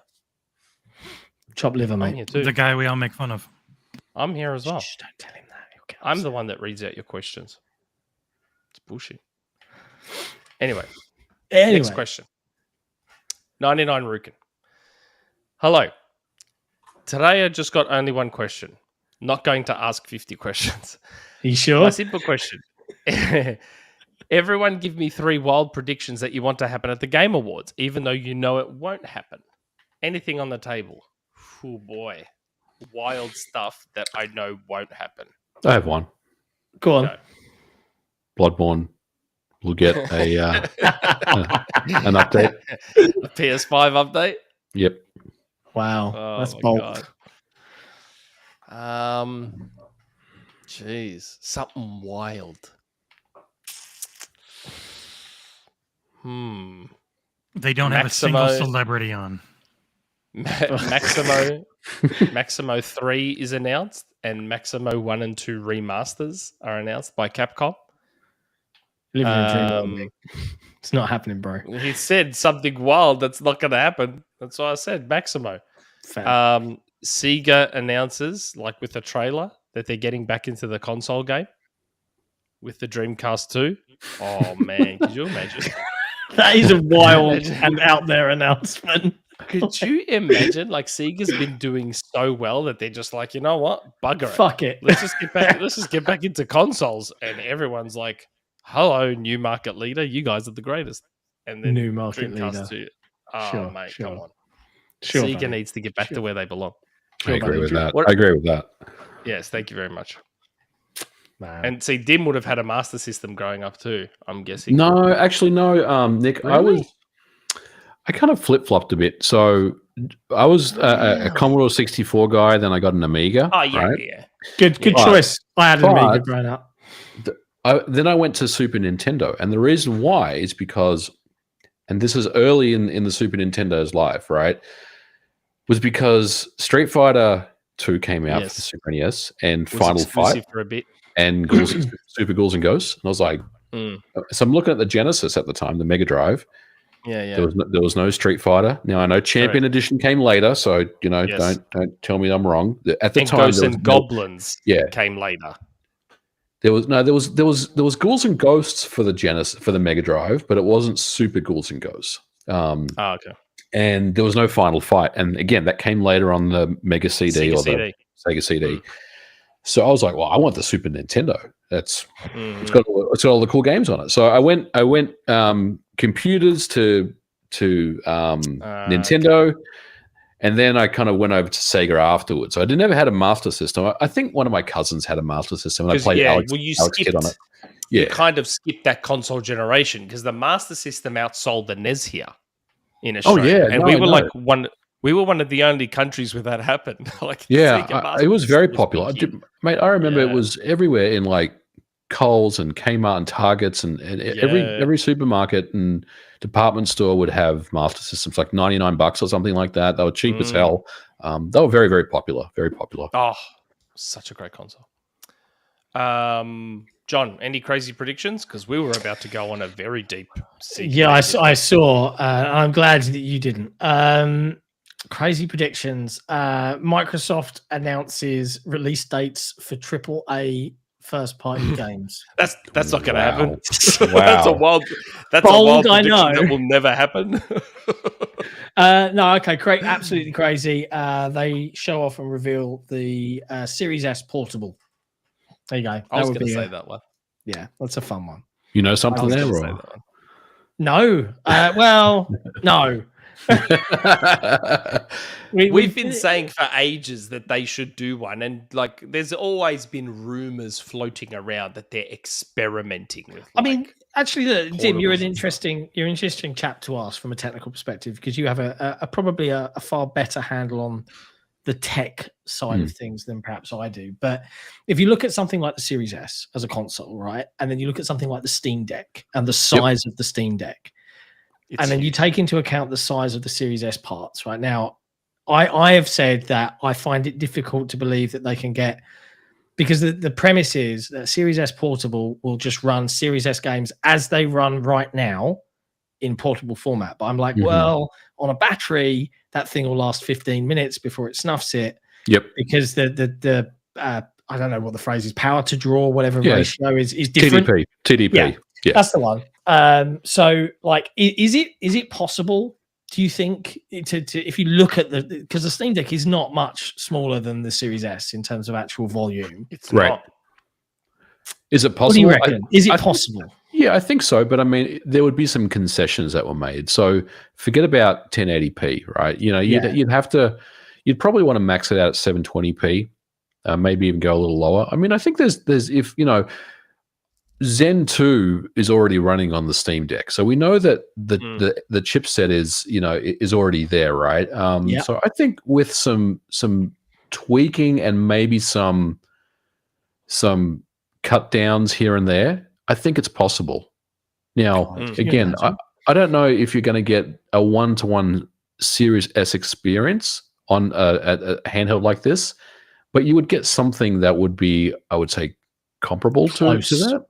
Yeah. Do you think gamers would take that though? If you were to be, hey, it's 2022, here's a handheld that will run all of your existing Xbox games in performance levels equal to the Series S, but at 720p. Do you think that would flop because people would just look at the 720p and be like, but on a portable screen, it's fine.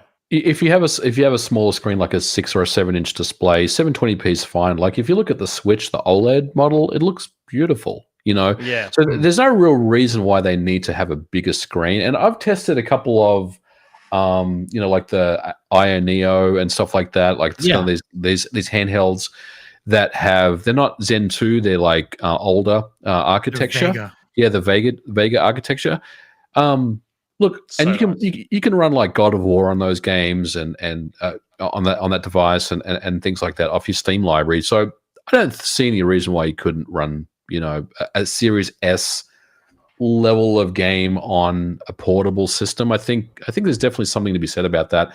But Microsoft probably already knows what they're trying to do here with portables, because I feel like portable gaming is something they've always wanted to get into, that space. Yeah. But whether they've actually done the appropriate marketing research and really said, yeah, let's go for it, remains to be seen, because I think they want to do something like that, especially now that the Steam Deck is out there, seeing how successful a product can be.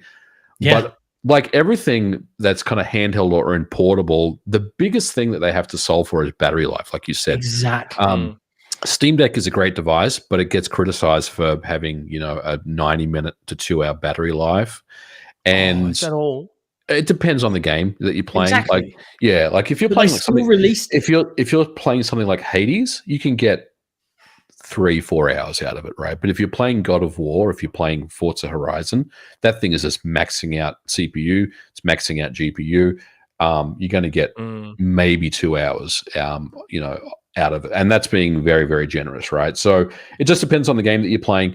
But I think it's possible, but I also feel like maybe they need to come up with a die shrink and a power rating that's less than what they have. And eventually they will, right? Because you've seen in previous generations where the initial launch of hardware, has a certain power draw, and then they'll release a motherboard revision maybe a couple of years in. And people are saying we're kind of due for one and maybe something's happening. But they'll reduce the chip sizes, which reduces the amount of power that gets drawn on the chips and everything. So it's possible they could do something like that, but it's really up to Microsoft to kind of determine whether portable gaming is something that's really in their ecosystem that they want to deliver. Because I think if they really wanted to do it, they could do it. I think they could get a Series S and make it a portable product, and it would be a fine product. But it's really about the motivation at the end of the day. If that's something that as a person that mains the Xbox platform, like there are so many scenarios where I'm like, I could xCloud and I could have a clip, or I could play some games with touch, but if I just had access to everything I have bought ever in a digital form where I can just hot swap and imagine, like Nick, I think you had the idea previously, you take the memory card that exists right now for the Series S, Series X, and you could have a little slot that you could just in a portable. Yep. Imagine Man, that. Oh, it would sell. I think it would sell gangbusters. Like I think it would change the game for Microsoft. The problem especially is, in Japan. here's the thing though: if you're an Xbox fan, right, or if you're either, I'd say if you're a Sony or a Microsoft fan, Microsoft, and this is the other line I always trumpeted, right, is Microsoft have only just kind of recommitted to the hardcore gamer. Yeah, they've got their ducks in a row and they care about X, Y, and Z, and they're going to go and make it happen. Yada yada yada. And do you really want them to then divide their attention all over again? And, like with Kinect, chase for a market that they were never in the first place and take just another that risk? device, though. I'm not disagreeing. I want a portable device. But if I was the bigwigs with my business hat on, I'd be like, do we want to risk that? Because you're on an upward trend in the areas that you're in. You're going in the right direction, but to add to all of your development teams, to add to all developers and publishers out there. But you're not. You are going to be, because as much as a Series S, it's just a Series S, there will still have to be a third version or a fourth version if you don't. No, take there PC wouldn't. Not if into it's a account. Series S, because it's a Series S. Keep him real here, Dim. That's not. I mean, John's right. I mean, I know what you're saying, Nick, and I think both of you aren't wrong. But if you've got another SKU and this SKU is targeting, and I'll just say 720p is the limit, right? Then you kind of you're kind of worrying about three different versions. You know what I'm saying? Yeah. I'm not saying it's not impossible. They can certainly do it, but it's one of those things where, because if you have a Steam Deck, games are Steam Deck verified, and some of them aren't. You know what I mean? And I feel like this would be a similar thing here. Yeah. I don't know. Even if it was a straight up shrunk down Series S, it's still got a different perf. It's still not plugged into a wall, and that's the difference. Yeah, because I mean, unless you're assuming the specification is exactly the same, like the exact same. That's my assumption. That's why I call it a portable Series S, because I'm working on the assumption 3 minutes of battery life. Yeah, I think they can definitely put Zen 2 in a mobile chipset. We've already seen it with the Steam Deck. They would have to come up with some consolidations and cut downs on power draw to make it work properly. Otherwise, the battery life wouldn't make it feasible. But is Microsoft in their R&D lab right now? Do they have a portable system that they're fiddling around with? They probably do. Let's be honest. It's something they're probably messing around with. But I also wonder, it's almost like we want to do a portable system, or we want to do something. Are we going towards the cloud, or are we going towards native? Mm-hmm. And it seems like the cloud is their big push right now for stuff like that. Yeah. But, yeah. I played Sifu on the Steam Deck yesterday. It's a good game. I like Sifu. Is Chris still loving Steam Deck and all of its? When I went to his house yesterday, that's the first thing he showed me was the Steam Deck. He got a dock for it. He bought a dock for it. Oh, do they sell them wait, do they sell them in Australia now? Or no, got it from John. He got me to get it and sent it to him. He got a dock for it. So as soon as I went over there yesterday for my goddaughter's birthday, he's like, the Steam Deck. So he has his Xbox controller hooked up to it, and I was playing Sifu. Docked, so it was going through the TV. Ran pretty well. Yeah, it's good. Steam Deck is a great product. Yeah. Very, very good product.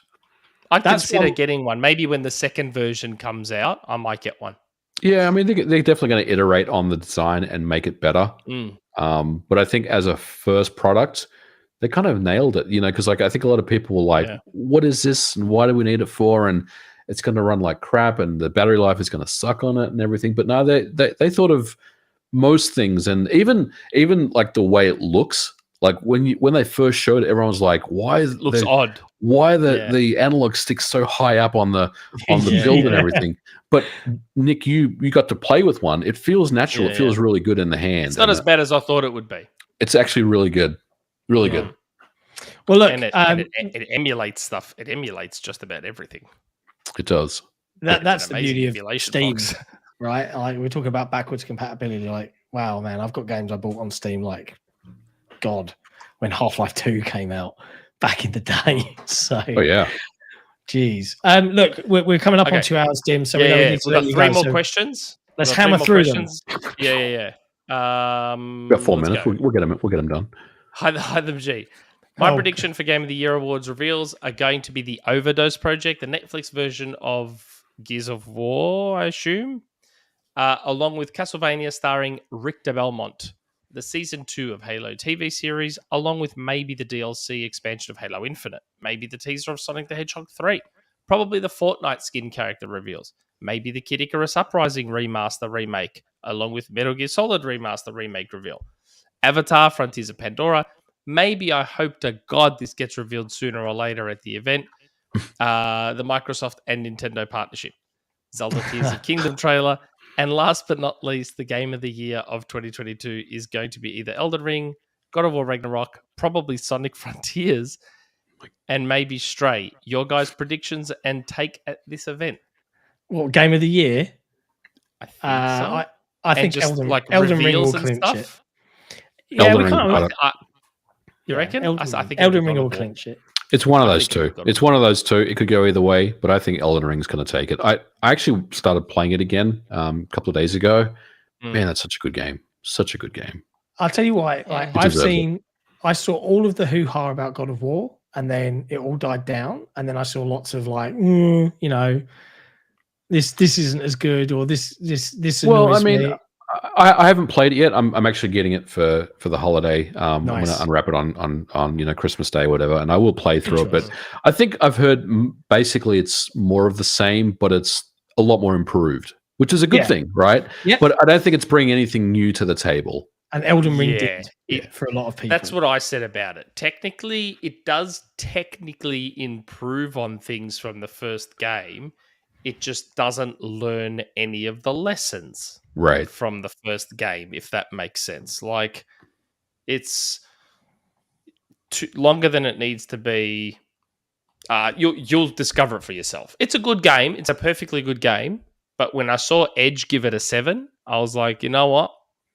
I get it. I wouldn't give it a 7, but I get it. I totally get why someone would. Mm-hmm. Yeah. But it's still a very good game. Reveals at the Game Awards. I mean, he loves Kojima, so I wouldn't be surprised if Kojima's thing gets revealed there.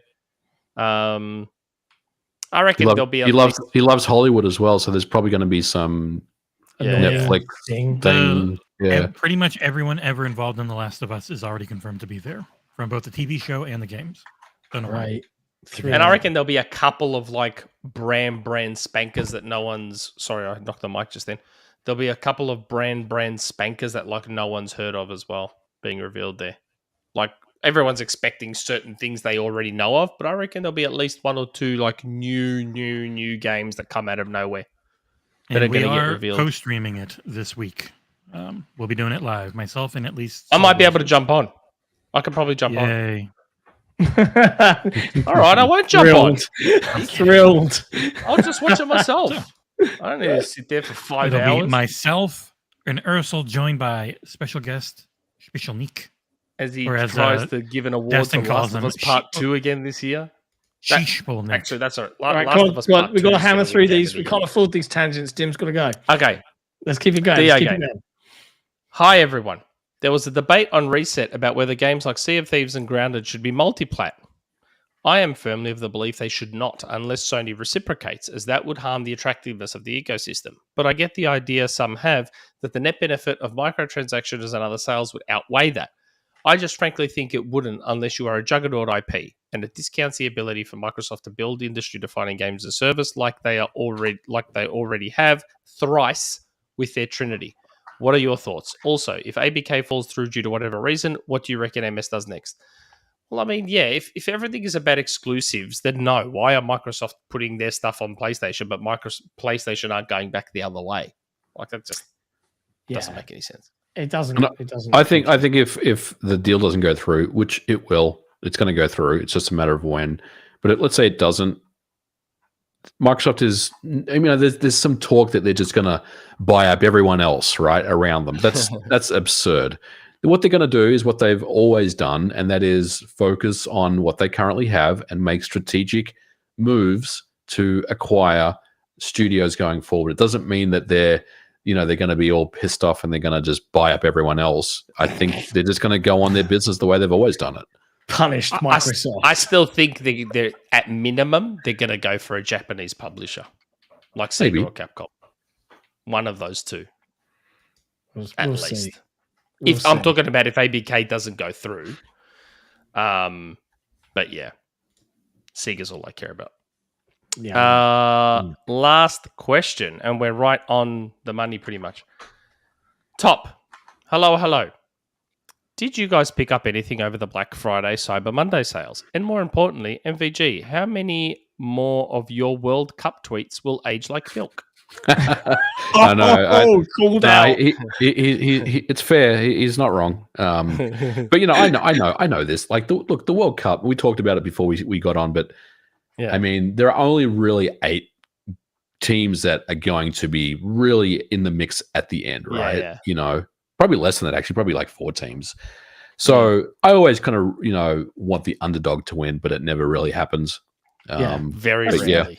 But yeah, I'm going to keep tweeting about the World Cup because I love it. So, expect more tweets that age like milk over the coming weeks. Black Friday. At least I don't delete tweets like some people. I leave them there, If I'm going to take an L on something, embrace your L's. I'll take the You L. have I don't to. care. You have to. As far as Black Friday, I got I picked up I got this. I got Horizon Forbidden West for $35 US, which I haven't played it yet, but I'm going to check it out.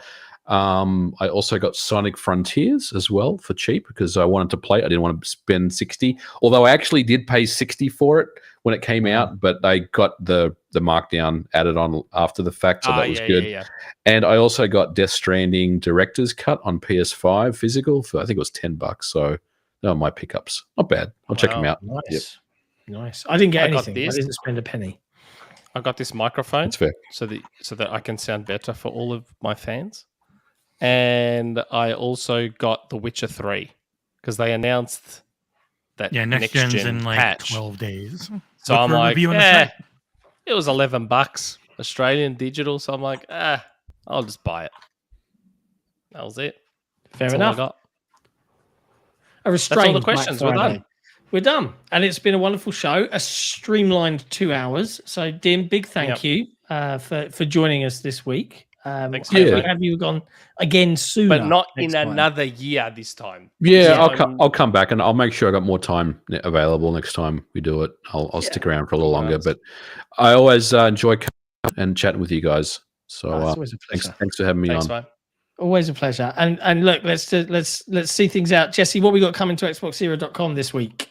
Anything Callisto exciting? Protocol video review on Monday. There's a Norco review from Harmonica coming. I'm going to be working on Blacktail, Witcher 3, Marvel's Midnight Suns, Logitech xCloud, GameSir X2 Pro, and another Lenovo laptop review. We're starting up our Game of the Year stuff. John will have High on Life hopefully soon. There's still a lot of games coming, and we'll have a lot of coverage. Yeah, it's still going to be a busy end to the year. So stick around, check out XboxEra.com. Apparently, the chip in my brain is saying drink control.